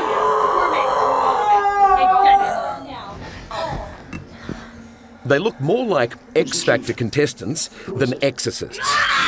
But armed with their crosses and their Bibles, How many generations? Answer me. How many generations? they take on the devil, under the guidance of Bryn's father, Bob Larson, a preacher and exorcist who claims to have performed more than 15,000 of these and can't keep up with demand. There has been an exponential rise in the interest in getting exorcisms and in the cases coming to me. It's absolutely astounding. There's definitely job security in being an exorcist. Are more people possessed than ever before? I do believe more people are possessed today. Satan, I resist you by the blood of Christ. And if you believe Bob, there are demons in this room tonight. Let them go. You cannot keep these people. As he settles into his Do What Jesus Did seminar, more than a few in the congregation become restless. By the power of this cross, you are defeated. Do you understand me, Satan? Defeated! Bob Larson scans the room. Look at me. He's searching for what he says is the devil in people's eyes. To my surprise, it was sitting right beside me. By the power of Christ, I resist you, Satan. Look at me. Look at me. Open your eyes and look at me. Look at me. Get ready, JJ. Get ready. Get ready! Come on, Robert. Get over here, quick. Resist you by the blood of Christ. No!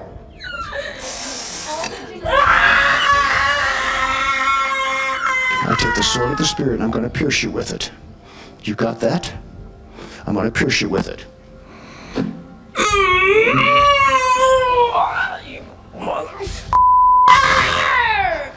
How would you answer the criticism that you're just a showman and this is one hell of a show? It is dramatic, but I'm not thinking dramatics. It's just dramatic. I mean, it's pretty sensational when you have somebody you're hanging on to, they're flailing about, they're screaming curses, and then a split second later they come to themselves and they're a very nice, ordinary person. Now that's pretty sensational. But I don't try to make it sensational. In fact, I don't have to. It just is. Open your eyes and look at me. Open your eyes and look at me. Get up, Chloe.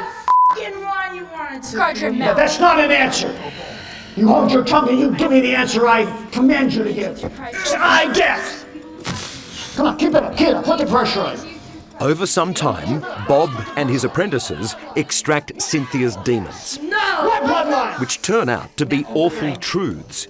A rotten childhood, a teen pregnancy, a family history of abuse. Cynthia, can you look at me?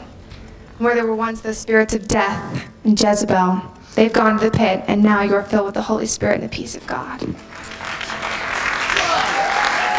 Do you believe you have the devil inside you? Not the devil himself, but demons, yes. Do you believe that demon has gone now? Oh yeah. I feel lips, I feel like a big relief. Okay, all right. When you're looking into someone's eyes and you can see the demon, what's that like?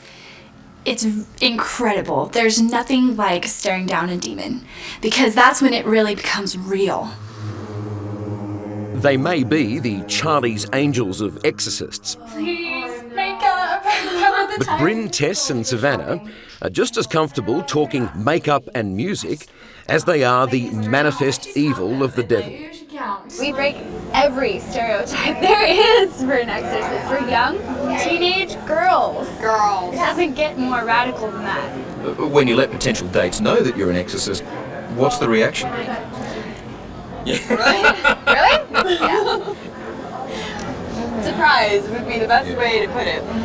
Surprise, but when you talk about it and like explain it, yeah, they kind of go, oh, that's neat. That's kind of cool. But does it scare some off? Yes. Bryn is nodding. Not many dads can say that their daughter's an exorcist. Nor many daughters can say their dad's an exorcist.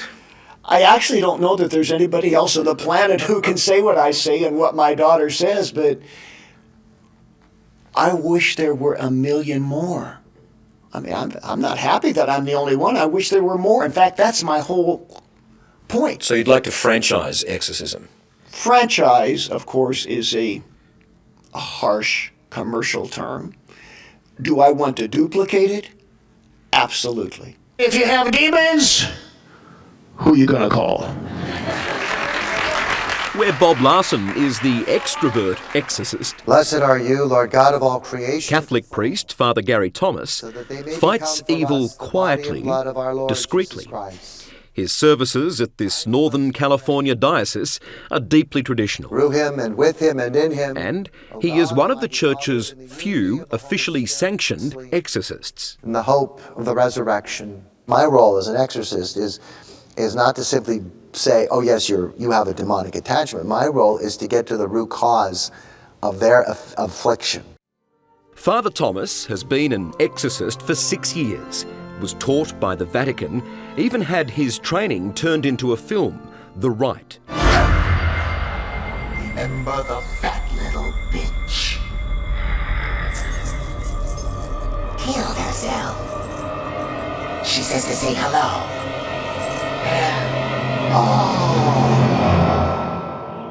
In real life, he's performed 80 exorcisms on 8 people. But under strict Catholic protocol, they all happen in private.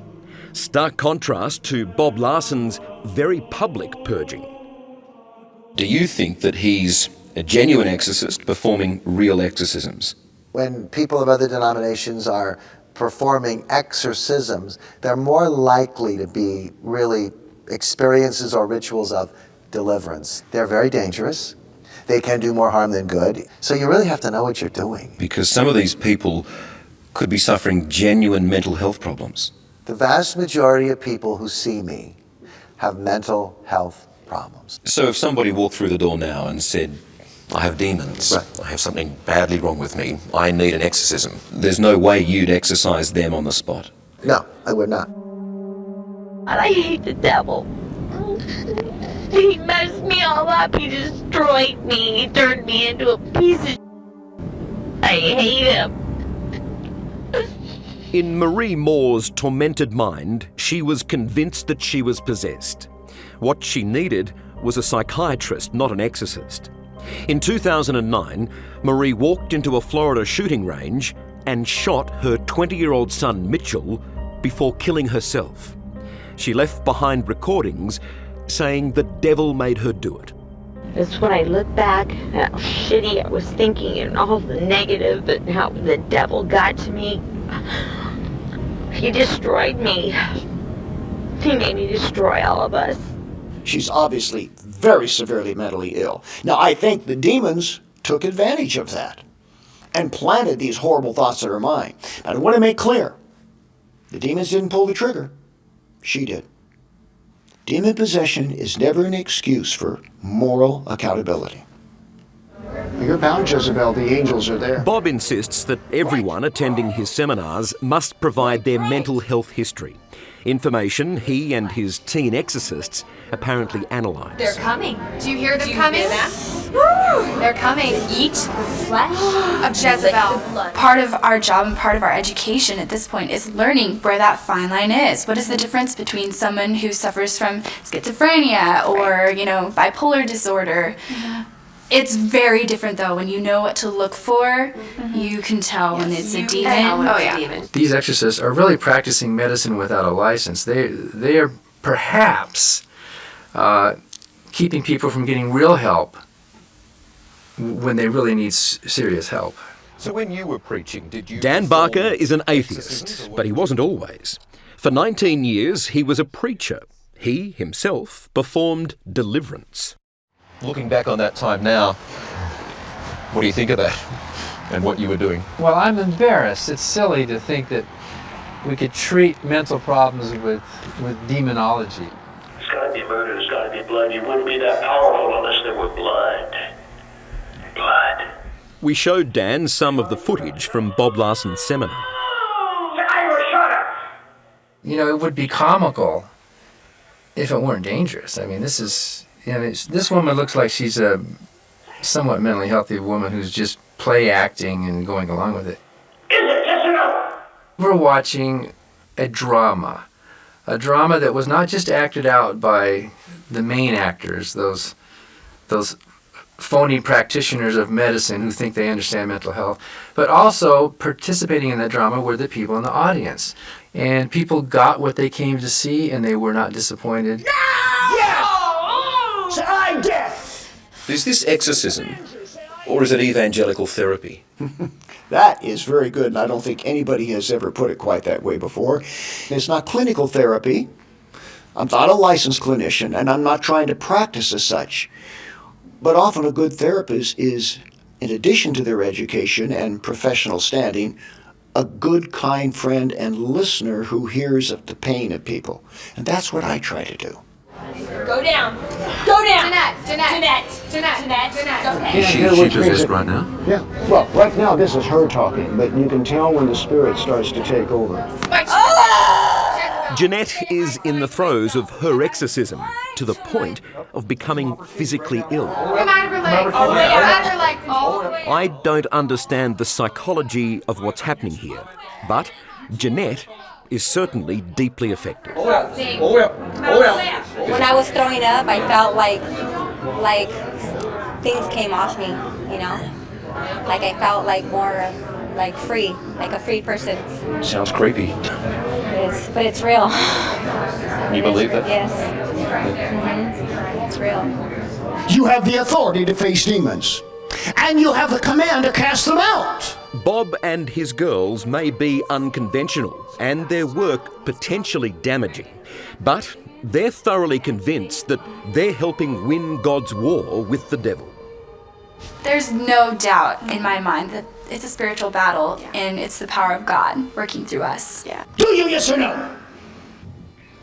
I'm going to keep doing what I'm doing. But you see, the Establishment Church of America doesn't want to hear it. They wish I would be quiet and go away. Will you be quiet and go away? Absolutely not. I'm not going anywhere, except to heaven someday.